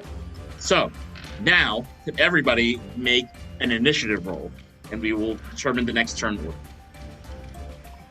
That is a 20 on my initiative. 20. Sibo is 5. Sibo is 5.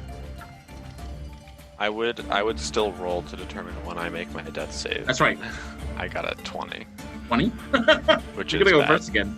That's really bad. Oh, that is bad. Melody?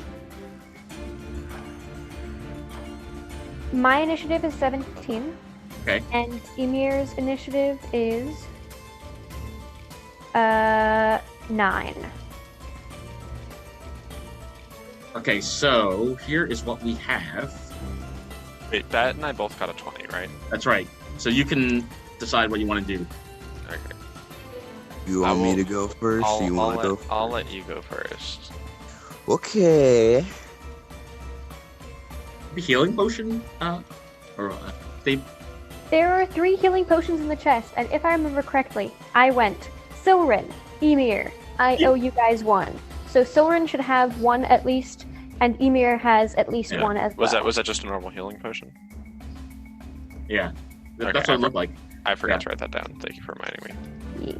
I have, on my body, I have a superior potion of healing and 2 potions of normal healing. If I get healed at all, I will go back to consciousness and lose all my death saves. Yeah. They'll reset. Also question. So Melody, you have one as well? There was a third one, but from what I imagined, Melody just kind of like waved it around, was like healing potion, anyone. And if no one took it, she would tuck it in her pack. Yeah, if nobody claimed, then that would be yours, Melody. Yeah, I have one in my pack.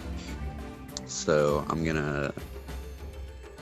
Is it my turn right now? It is, yeah. Okay, cool. I'm gonna run up and take out my healing potion, feed it to Silverin. Thank you. You're welcome. Does he need to make a medicine check, or does it just happen automatically? I mean, it's a potion, but it's automatic. Rules is written. He doesn't need to roll. So, but do you now roll the hit points, or just does Bat roll the hit points? I don't think it matters. I guess he can, since he's the one using it. How much does a healing potion heal? 2d4 plus 2? 2d4. So. Okay, cool. 2d4 plus 2. That is 6. Thank you. You're welcome. So you're conscious again, right? Yes. Still disease. Oh, also, do I need to... I didn't roll my second con save for when the other rat bit me. Yeah, do you want to do that now? 10. 10 is... 10 is enough. Okay, cool. I have 1 stack of syphilis. Yes. Bat, do you have any other actions or movement? No. Alright, so Silrin, you are next. Alright. You are now awake. You can stand up and do something. Yeah, I'm gonna stand up with 15 feet of my movement, disengage, and then see ya. Run out. Yeah. Run to the corner, okay. And they don't get any opportunity attacks. Yes, because I disengaged. Alright, that puts Melody next to Act. Yay! Okay, Melody, can she tell that Silrin is diseased? Poisoned? You can tell that he was definitely hurt. He went down. He was poisoned. Cool. Okay, that's tough. Yeah. Good say. She is going to Lesser Restoration since he just came over. Okay. So, Soren, you are free of poison now. Healing word to boot. And healing word on Soren as well? You can't. I can't do 2 spells at once. Yeah. Dang it. Okay. That would be fun. But you can move, I think. Yeah, I can move. I don't have any other attack bonus actions. Oh. But I'm going to stay here. Okay. In that case, rat number 2 is going to move first, and it's going to, it sees Bat directly next to him, and it's going to try to bite at Bat. That is a 4, so that's going to miss. His buddy rat is going to move forward and also try to bite at Bat. And that is a 16. Is that enough? Yeah, that hits. So, Bat, you are hit. Can Melody... Oh, wait. yeah. I'm going to check out the details of this. Can Melody cutting words? A creature I can see within 60 feet makes an attack roll. I can expend 1 use of Bardic Inspiration and roll the dice to reduce damage. Oh, that's like your reaction? Yes. Yeah, go ahead.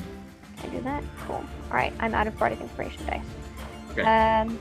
And that is 4 off of the attack Okay. roll. So, Bat, you are only struck by 2 points of piercing damage, Okay. and you do need to make a Constitution save. Second. D20 plus 2 for Constitution. That's a 20 for my Constitution check. Bat, you, even though you were bitten, you didn't get poisoned. I believe that's the end of your turn? Or wait, those are the rat's turns. I'm sorry. Yeah, We're gonna go to Emir next. Emir, well, he's right outside the door, so he's gonna move in. Take a hand axe and hack at this rat in front of him. Okay.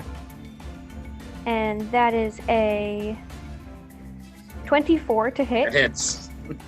24. And it does 8 damage. That's enough. Tell us how you kill this rat. He just kind of chops down on it. Ah!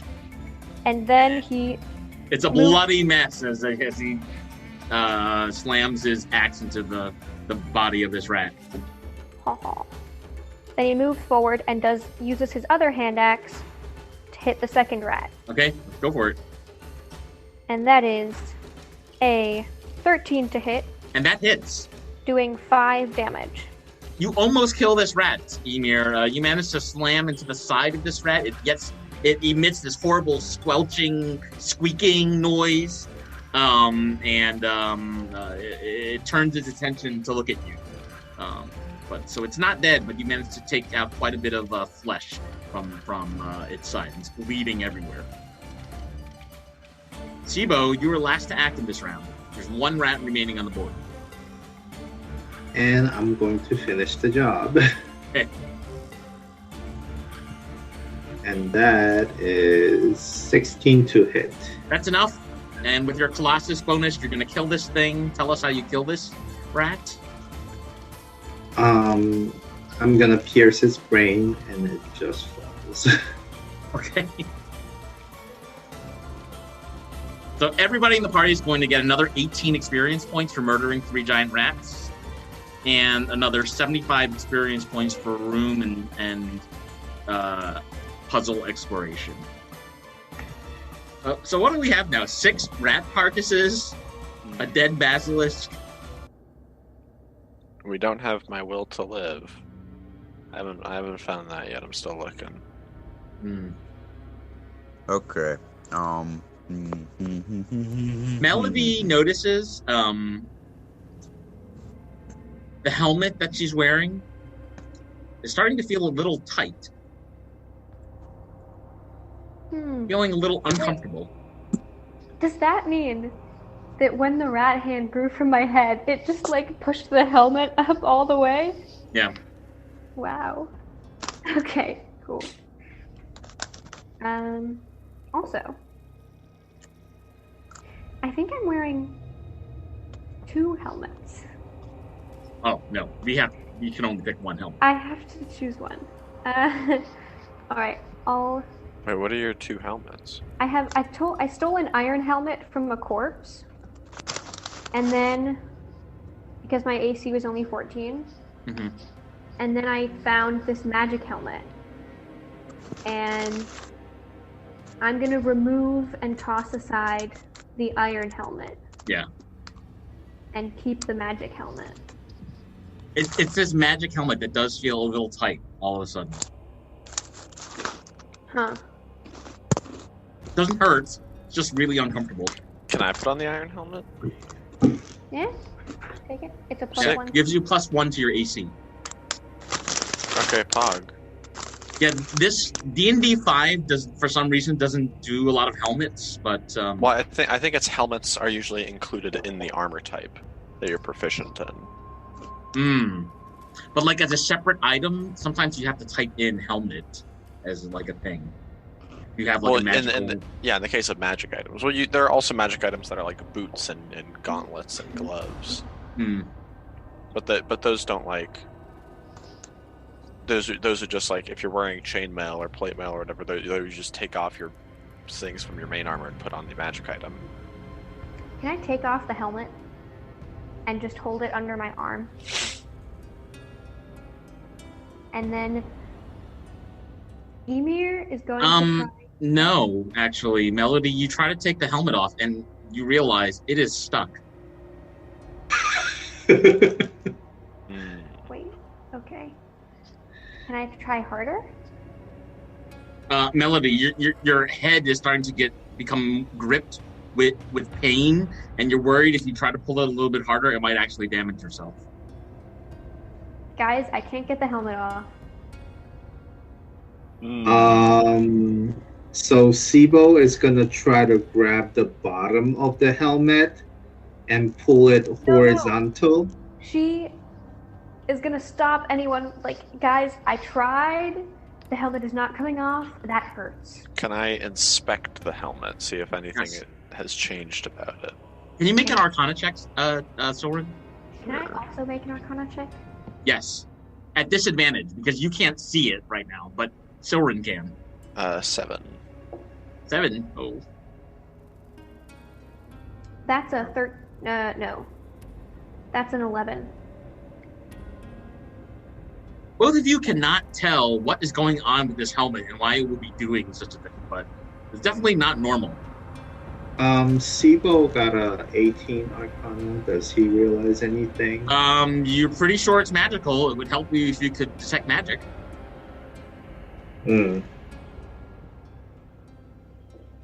Is it continually growing tighter, or is it just feeling stuck?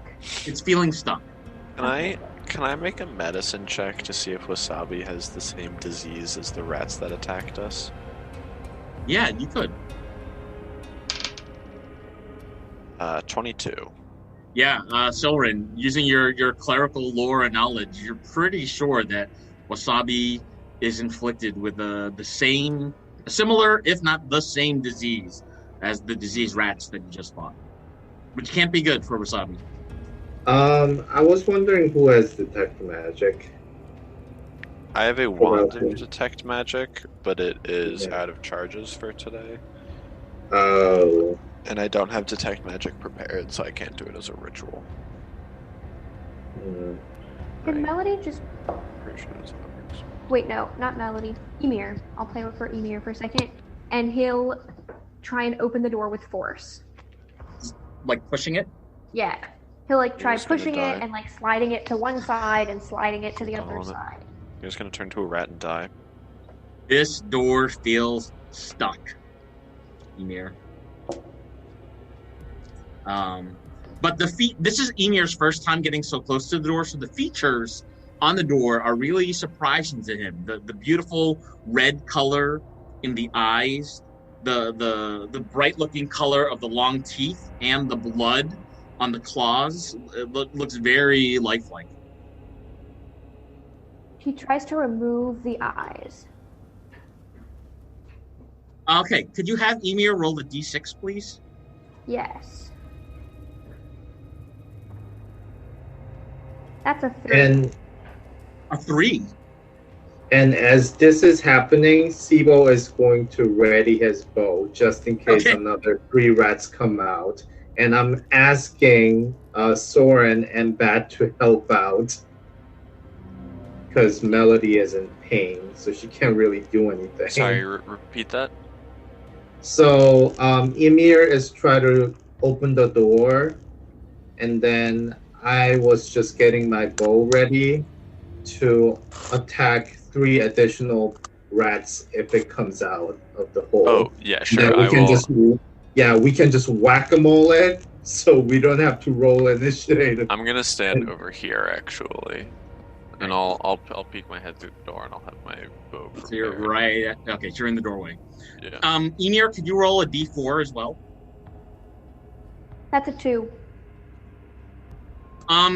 Emir starts to feel a very unpleasant sensation as several rows of mammary glands appear along his front. It is as if he has grown 6 rows of rat breasts. Yikes. Teddy just left. Teddy's like, I can't handle this. It's like dagger at first, and then like Melody's head, and now a bunch of rat breasts. He could not handle red titties. Both Teddy and I guess Teddy and Soren couldn't handle it. What's everybody else doing? What's Emir's reaction? He kind of panics and tries to like cover himself with a cloak, I suppose. As Emir tries to cover himself with his cloak, he's noticing that he's lactating. Like, heavily. And if he had a cup, he could easily fill that cup with the milk that is dripping and or spurting out of his body. This is a very unpleasant feeling for Emir. It's an unpleasant feeling for everyone being near this. That might be. All right. Well, Wasabi's going to die. Sorry, but we're not getting through that door. Good luck. We could go get Shine Bright. He might know something. You might. Good luck with that. Wait. But just if we're here, I suppose. If he is lactating so heavily, would any of the milk get on the door? He'd have to like aim it at the door, I would imagine. It's like dripping on the floor right now. Oh. I also have another question. Can we feed this milk? Nope. Veto. Wasabi? See if it cures him? Hey, it's an idea. I am not putting that rat boob anywhere near me. Yeah. First Get off. away from me. First off. Yeah, but wouldn't it be for him? Feeding- It'll be like... No. First off, no, I don't first care off. if that's the solution. No. First off, feeding rat milk to our pet rat from our Goliath is gross. Second off, Wasabi has a disease, and he shouldn't bite Ymir's nipple. It's fucking No, like weird. squirt, and then he'll drink some. I don't know. Like how Cat just gulped down whatever that was. Just like Melody? Emir is very disturbed by all of this, and he No. has some regrets about touching the door. Wasabi's just like, ooh. No. No. No. This is the worst. Now, Wasabi's actually still passed out. He's not in good shape, but he's not actually awake to see all of this. Cool. You could wake him up though if you thought it was a good idea. No. Him being asleep is a mercy. He's doing better than all of us. Okay, I'm running out of ideas. Cat, you're muted. So, what are we gonna do? Okay, I don't like this idea. However, touching the door while you have rat blood on you gives you a weird rat mutation. So I'm guessing someone's gotta cover themselves in rat blood and just touch the door, body slam into the door. I don't want to do that. Thank fuck our daggers didn't grow rat titties. Jesus, no. Oh my god. Teddy, you're into this now at this moment. Thank god. I think we should at least wait. And because it seems like the claw wore off of Melody, I want to know how long this will last. So let's just wait for Ymir to Yeah, I'm up stop to that. lactating. Yep. Please. The sound and appearance of milk seems to have interested Twitch the cat. No. Who is slowly walking towards the party and towards Emir. Can I grab Twitch? Mm-hmm. I grab Twitch and I walk out of the room. Okay. Emir, what are you doing? Let's leave Ymir in the room and just all leave. I'll leave him in there for a bit. Let's quarantine him.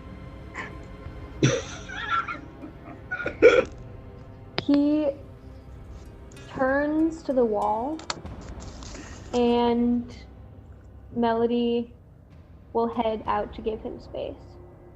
Okay. So Emir is sort of cursing his life, cursing the gods. He's really not wanting to look down at his chest and body. And after a few moments, the rows of rat breasts all disappear, and there's no scar. It's as if nothing ever happened. How long was it? 2 minutes. 2 minutes. Okay, cool. A few, yeah. Oh, a few minutes. Mhm. Okay. Oh, okay. So what do we do? I assume it's covered. Someone's got to get covered in blood, slam themselves into the door, like rub all over the door, get super mutated, and maybe the door just like is like, yes, you are worthy. You are enough rat. You are rat enough to go in, and then. Bleh. I will also let you guys know in a heads up, if you are required to fully turn into a rat to go in there, and it's like everyone needs to do it, I will stay out here. I will let you guys go do that. I don't even. I only have one spell slot left. I don't have Channel Divinity. I won't be useful, and I'm not going down there as a rat. I was already a pig, and I didn't enjoy it. You've got Twitch? Yep. So Melody is going to go and take her hand and smear it, both hands, in the rat blood. Okay. And then smear that on the door. Where on the door? One hand to the eyes, one hand to the claws. And then again on the teeth as well. She'll move her hand to rub down the teeth. Okay. Could you roll a d6, please? That's a 4. Oh. Melody. And could you roll a d4 as well? That's a 2. Melody, you start to grow a row of very long rat teeth, like buck teeth, coming out of the front of your face. And because you're not that tall, they extend all the way down to your knees, these huge teeth. The size and shape of these teeth look very similar to the teeth that are carved into the door. Can she put her face against the door and try and match her teeth up with the carving's teeth? Yeah. And when that happens, the door slides open. I have huge teeth, but this works. Inside, so all of you can see this. I'm still in the other room, but I'll listen in. Still outside, okay. You see a huge nest of small, furry, brown and blonde and white rats, the occasional dark-haired rat with pink lips and ears are just running around, and one relatively tall rat. She's about 3.5 feet tall, dirty brown fur, female. She has black spots all over her stomach and legs. She looks very clean, but also very worn down. Both of her paws are bandaged up. She has enormous feet with gnarled, spiky-looking toes, almond-shaped eyes, huge whiskers, and a kind of Oriental-style smoking jacket. And she's smoking a long cigarette on a stick. Her tail looks spiky and lethal. And she sees you and wordlessly waves you forward, Melody. What do you do? She's going to bob her head because she can't bow. That would be painful. And kind of salute. And she probably can't really speak very well right now. Yeah, you have these huge teeth. You can try to speak. So she'd try to say, "Hello. Praise be. Are you the Rat Master?" She nods, and you can see her move her hand in a particular pattern, and the door shuts. So you're now inside this lair with the Rat Master, and everybody else is outside. Melody, you get a closer look at what else is in the room. It seems like the Rat Master is sitting in a large nest made, and there's cushions, there's bottles, bits of fruit and cheese, wood, chest of drawers in the back with some halfling-sized clothes, including pants that are modified so a tail can protrude comfortably. On another part of the room, you see an altar of sorts with mirrors made from broken glass and a number of beautiful, sparkling red, yellow, and blue gems. There is one particular mirror that catches your eye. It seems out of place with its really luxurious-looking golden frame around the mirror. Around the room, on the walls, you see posters of past turtle festivals and owlbear run festivals. The creature leans forward to you, Melody, and says, "Good evening. I am Cordata Kaistra, the Rat Master. And who are you?" Good evening, Lady Kaistra. I am Melody Marwin, and I have come to seek your blessing. But not for myself. But not for myself. With that, Melody, the teeth disappear, and your teeth are back to normal. It's as if you never had those long rat teeth in your life. Thank you. Before we continue, what are the characters on the outside of the room doing at this point?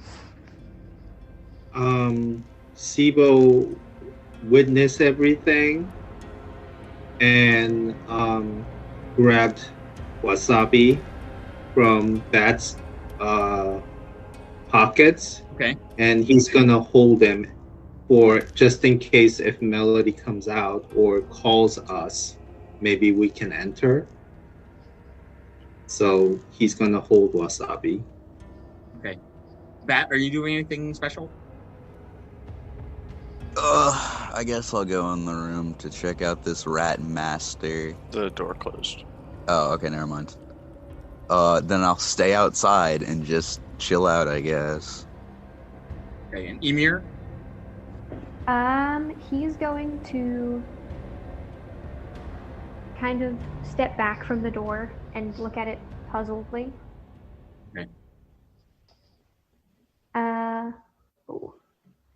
I had an idea, but Milady, it looks like you've made yourself a comfortable home here. I have indeed. Would there be anything that, well, we have, I'm not sure, wait, how thick is the door? It's a pretty thick stone door. Pretty heavy. Would it be a foot of stone or less? Foot? A little bit less than a foot. Cool. So I can, while I speak, I'm going to message to Bat. Okay. I'm talking to Cordata Kaistra, Rat Master, trying to heal Wasabi. Bring him to the door. Okay, I'm gonna take Wasabi from Sibo Mm-hmm. and go up to the door, knock on it, I guess, to see if it opens. Knock on it? Okay.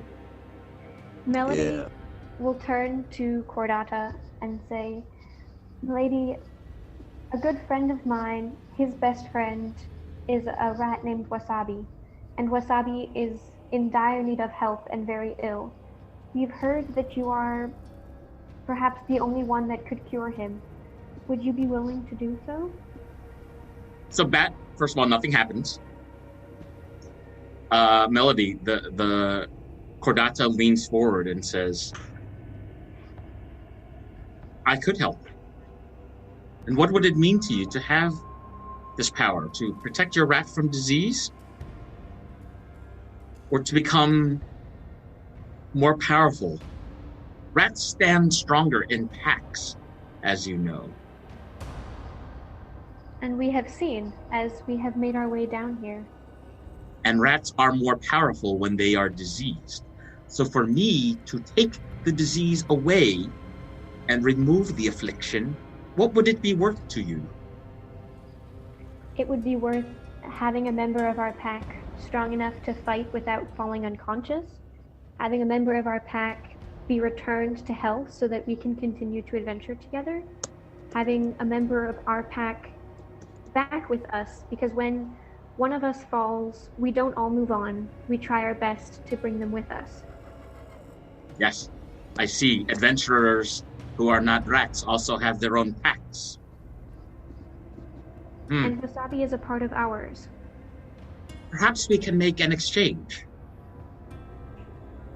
What do you wish? Well, I wish for many things. Look at my beautiful nest. You could bring me gems. You could bring me something powerful or magical. I will do you the kind gesture of providing the antidote to your rat friend, but I will need something in the return. At the very least, you must provide me with your vow of silence, never to tell another adventuring pack about where I live.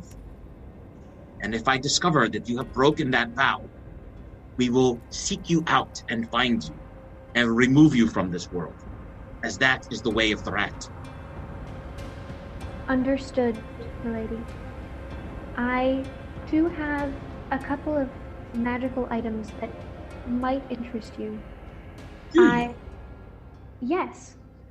On my head, I wear a helmet, which I currently cannot remove. If you were to find a way to remove it, it would be yours.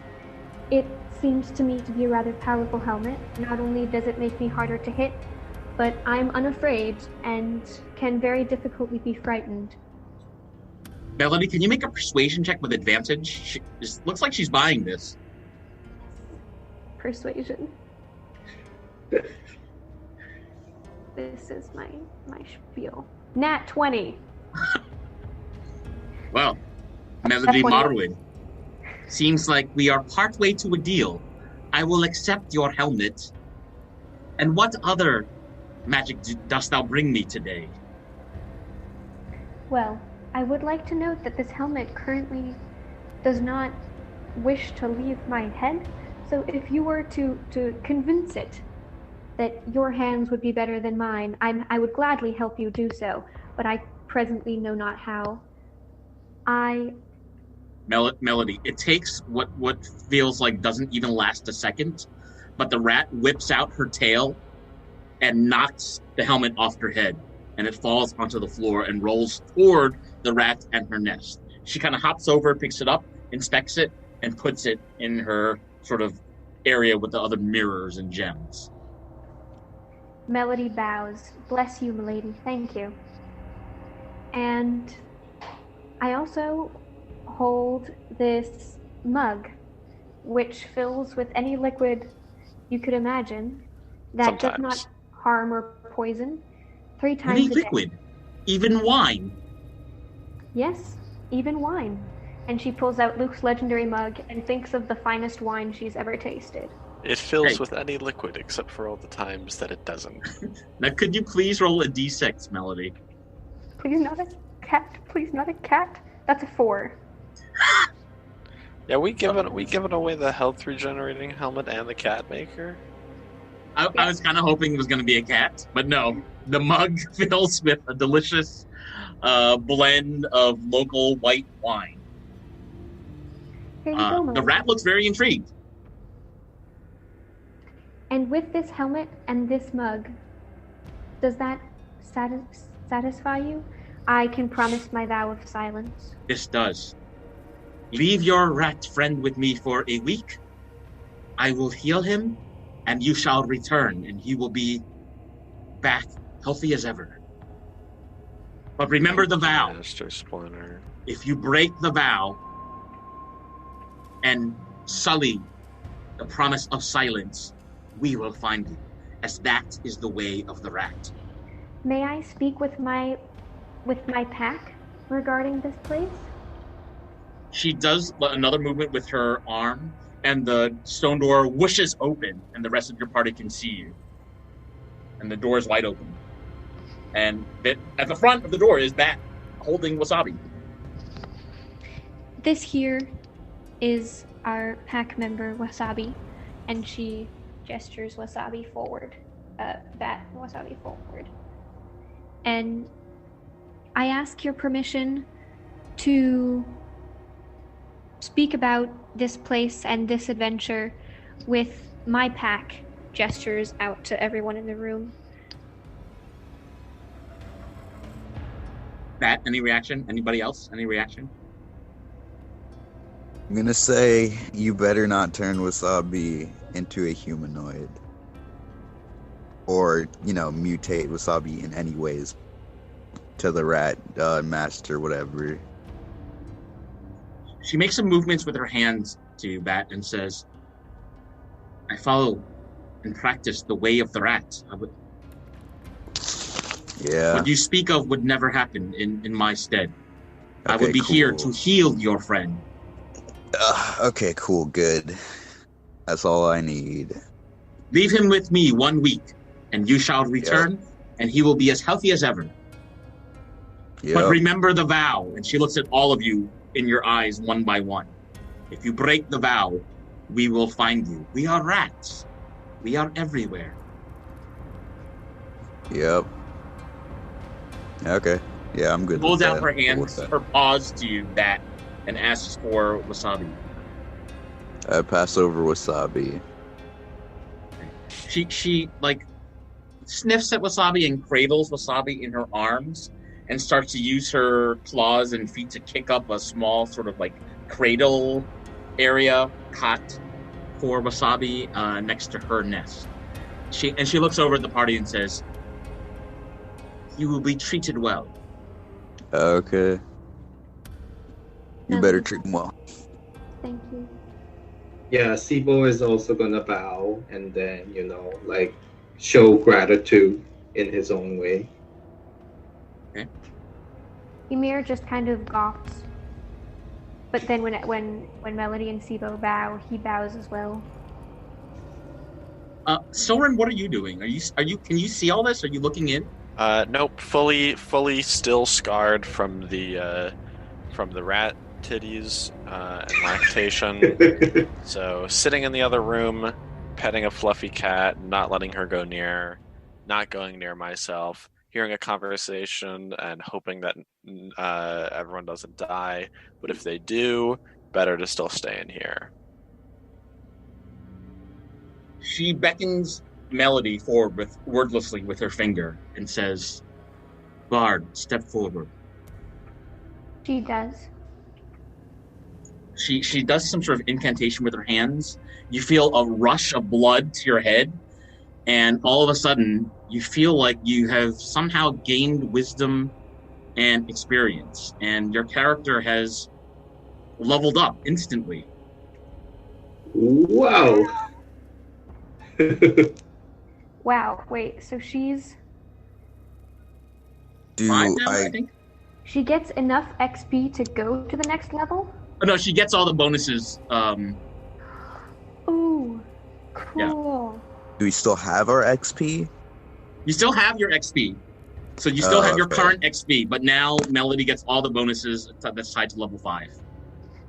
Wow. She bows so low that she folds in half.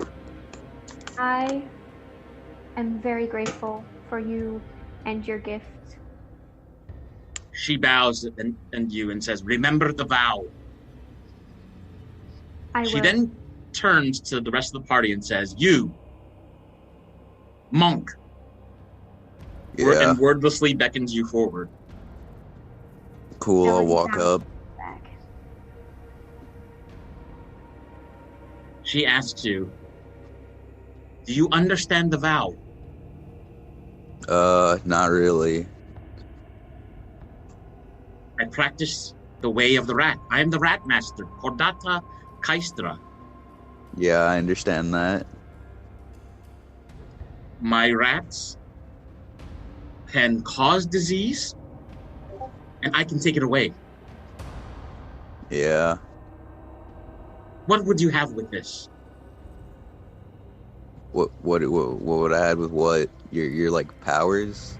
Exactly, my powers. Oh, I mean, I want wasabi healed. Yes. Yeah. And I would appreciate if the rest of your pack works with me, that you uphold your vow to keep my presence silent to all outsiders in Zadash and any other city that you visit. Oh, yeah, I remember you said that. Sorry, I forgot about that. Do you promise? Yeah, do I'll you do promise, that. monk? Yeah, I'll keep it. Yeah, I'll do that. I'll keep it secret. What could somebody do to you to cause you to break that promise? Nothing. What if they decided to murder your friend Wasabi? What if?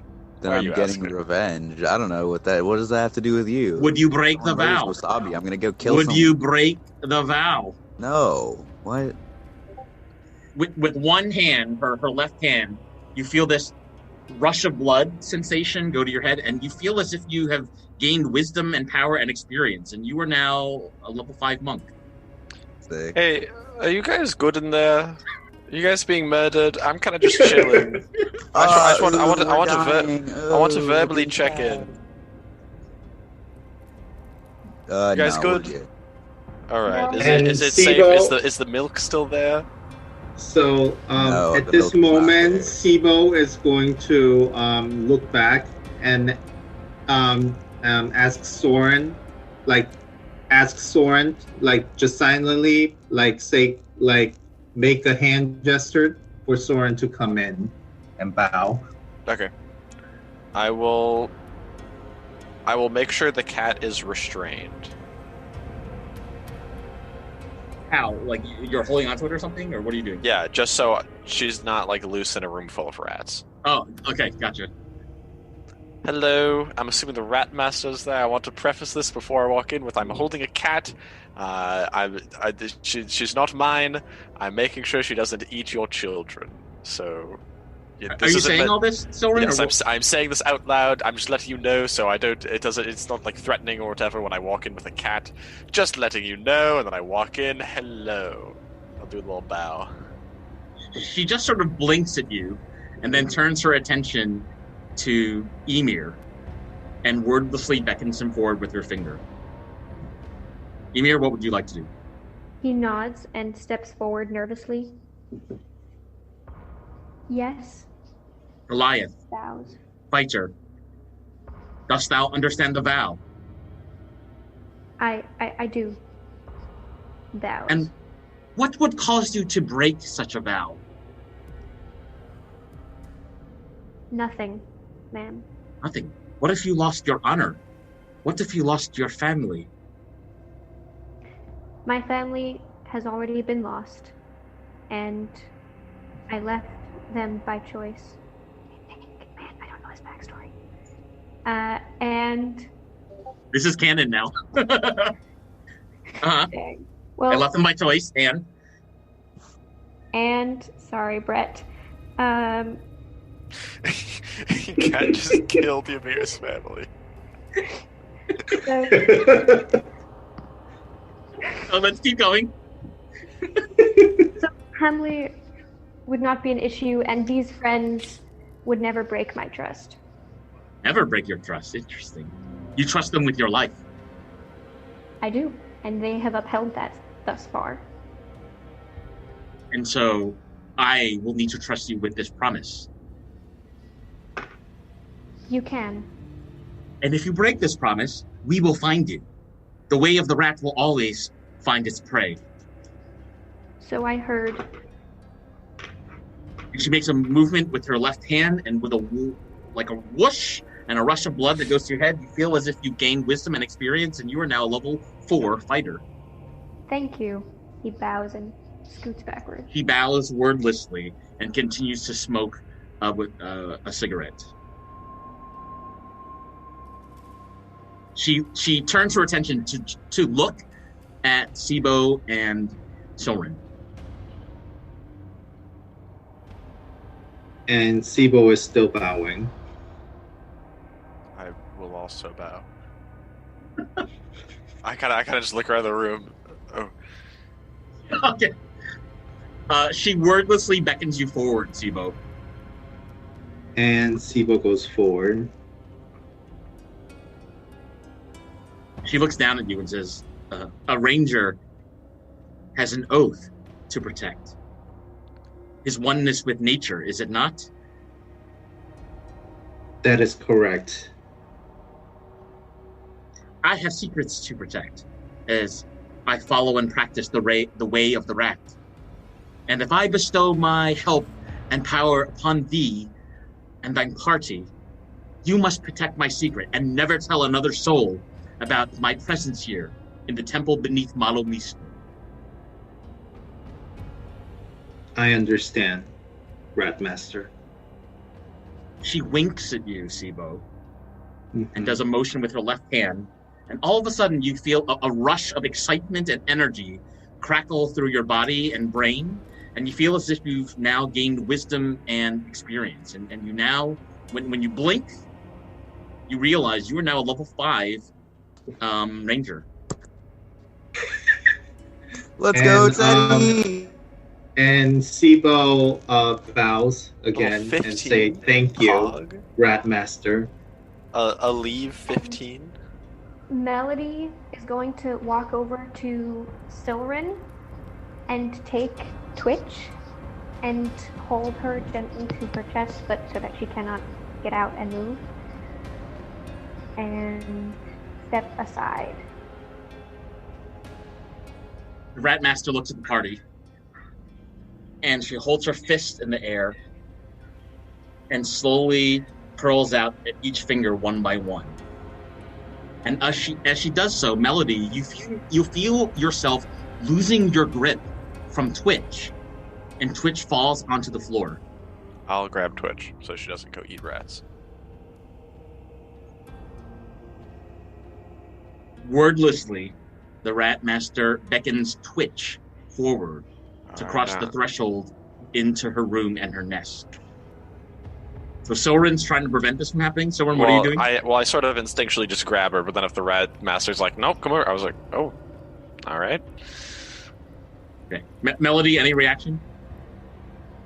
No. Okay. She's gonna look at Twitch and whisper, "Be good." You can hear the rat speak something in a language that none of you recognize.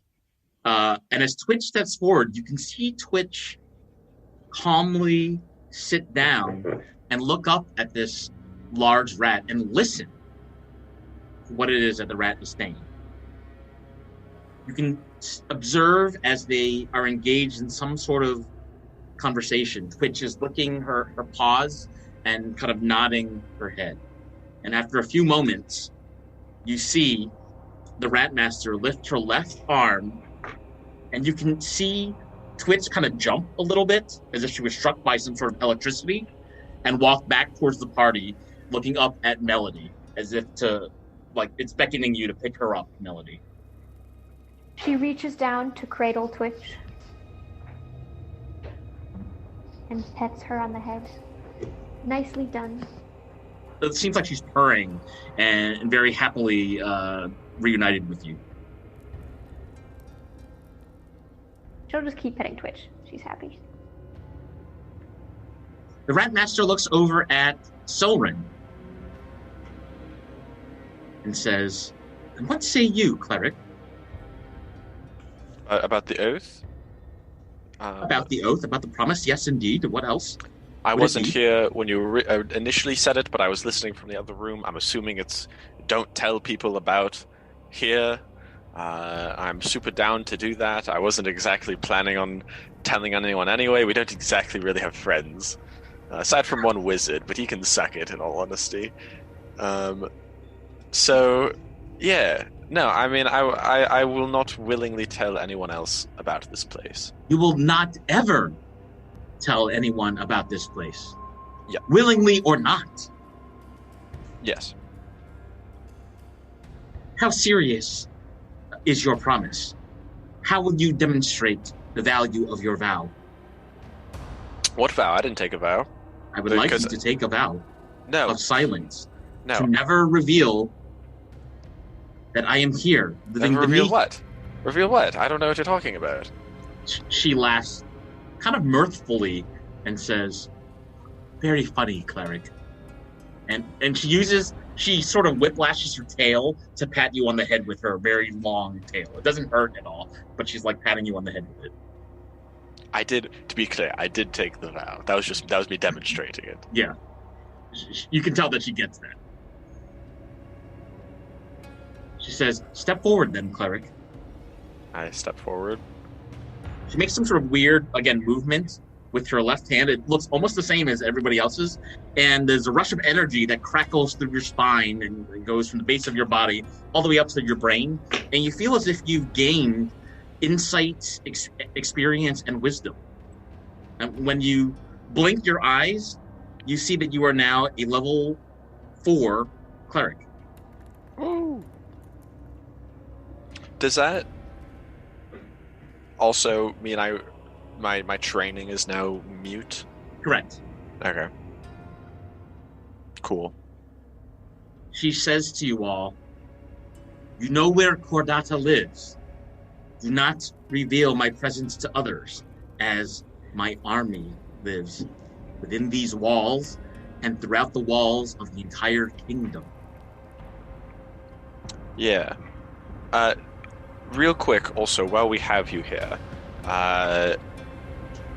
rats have been going up to the surface and like attacking people.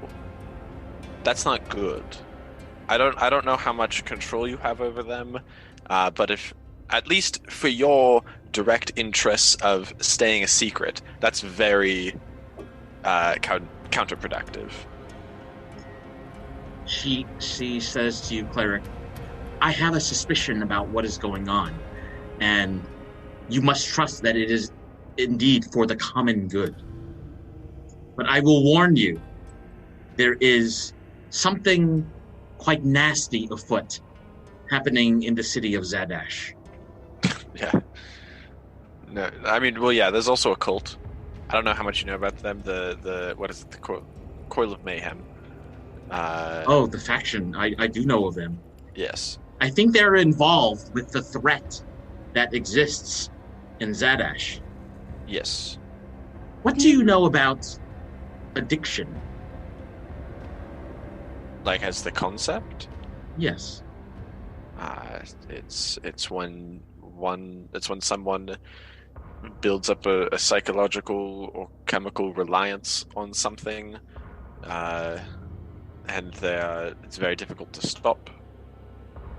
But one can be addicted to nearly anything, including power or other such things. What if the thing that the person is addicted to has ill effects on their livelihood and family?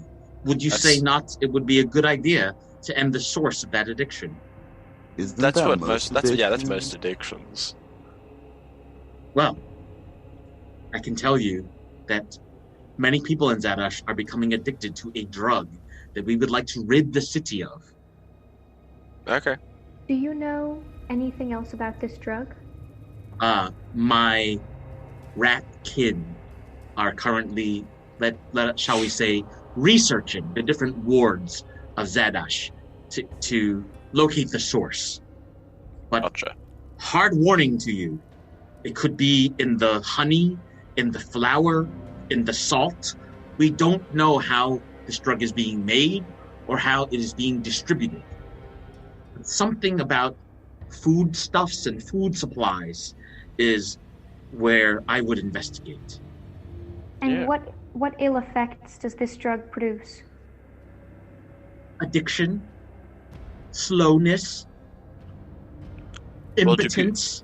Are people like, man, oh man, I can't get enough of this wheat, I need to go buy a bunch more wheat? Or is it just like, I'm addicted to something, but I don't know what it is? They become addicted and fall into a horrible lethargy that causes them to spend even more money than they own. Yes, causing them to fall into debt, to fall further into gambling, and to consort with some of the vile temptations that exist in the outer parts of Zadash. Yes, no, but if is there just like a drug that people are buying, or is it like being spiked into a certain food supply? That's what we're investigating. Okay, I guess. Okay, I was just wondering if you knew people were addicted and spending a bunch of money on something, could you ask them what they were spending their money on? Because then you could just like track it. I could. I'm spending all my money on this on crack. It's like, oh, it's right there. It's crack. Let's get to that. I could do that. Then I would reveal my presence. I suppose. My ratkin are doing the research for me, as it were. Sibo steps up and asks, how does this addiction influences you and the rest of the rats? How does it influence me?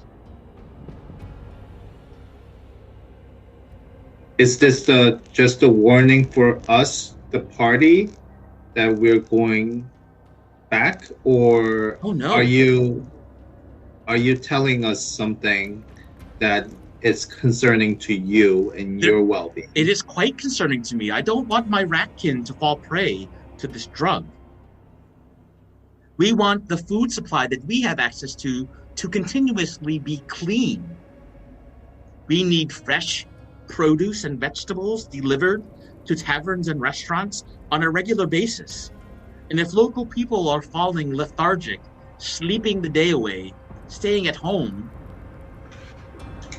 we will not find anything new to eat. Gotcha. Yeah, I mean, hugs, not drugs. We might be able to help a bit. No promises, because we do have other stuff, but like, if you wanted to point us in a direction, we may be able to ask around, since yes, people will look at them and be like, "Ooh, a secret rat cult," or whatever. Ask around the taverns and the food stand. Yes. Also, we'll be back here in a week. Tell me what you find. Gotcha. 2 things.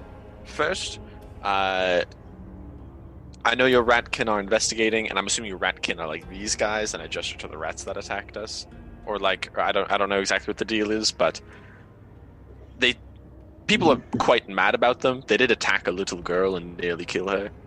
Yes. So I get that like investigating is important, but you may want to have a bit more caution, I suppose, because you do seem to be, well, first off, just attacking people, innocent people, is bad, but also for your selfish interest, you seem to be stirring up the beehive a little bit. I do love a good stir-up. Not what I meant. And then also, I guess, how should we contact you? Should we just like walk back into the dungeon and just go through all the people? Dost thou not have the key to unlock the gate to come down here? That's true, I guess. Don't give it away. Don't let anyone else know that you have it. Yes, I just imagine we might lead some people down here. If we're like, excuse us, let's walk into the pantry again. Don't mind us. If there's like a secret side entrance. I don't believe so. Well, she turns to Melody and says, Bard, you are the leader of this party, indeed. What is the name of your group? I will only allow your group and your group alone to return to my lair. We are called Sylvan and the Sillies. Melody, Marwin, what is the name of your group? Well, I believe the official name is something rather complicated, but something agreed upon. However, due to time and persistence, our party has become better known by another name. And what is that name? Silrin and the Sillies. It's official, it's canon. It's canon.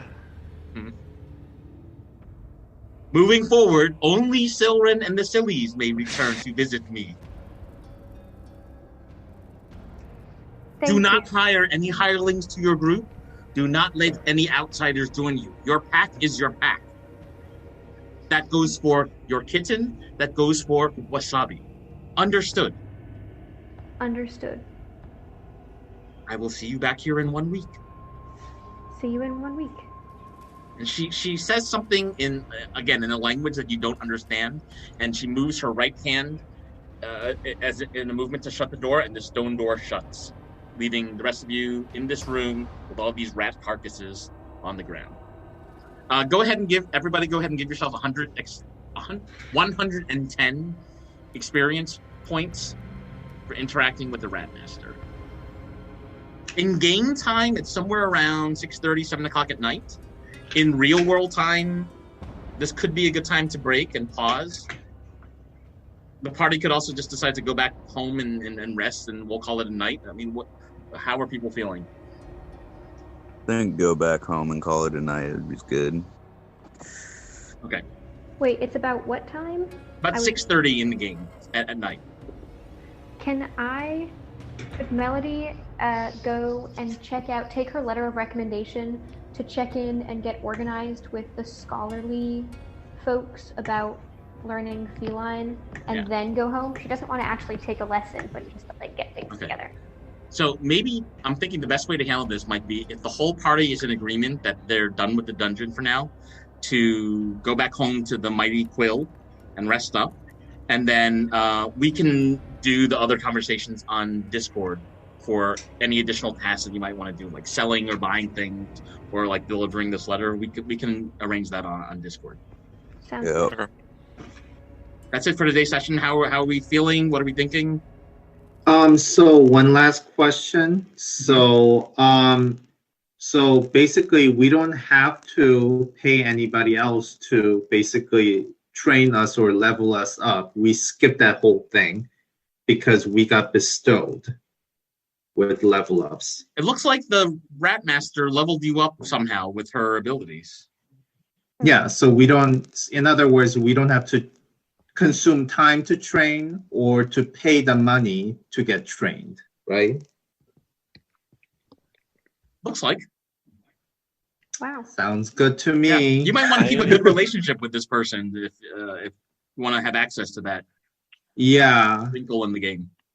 And then, side note to Gerald, since your character grew up with rats, and then it seems like this rat master's like knowledge or wisdom is sought by many people because like she makes them powerful or something. And I feel like as a monk, you probably have a great advantage and maybe gain some personal relationship that might benefit your character. Yeah, of course I could.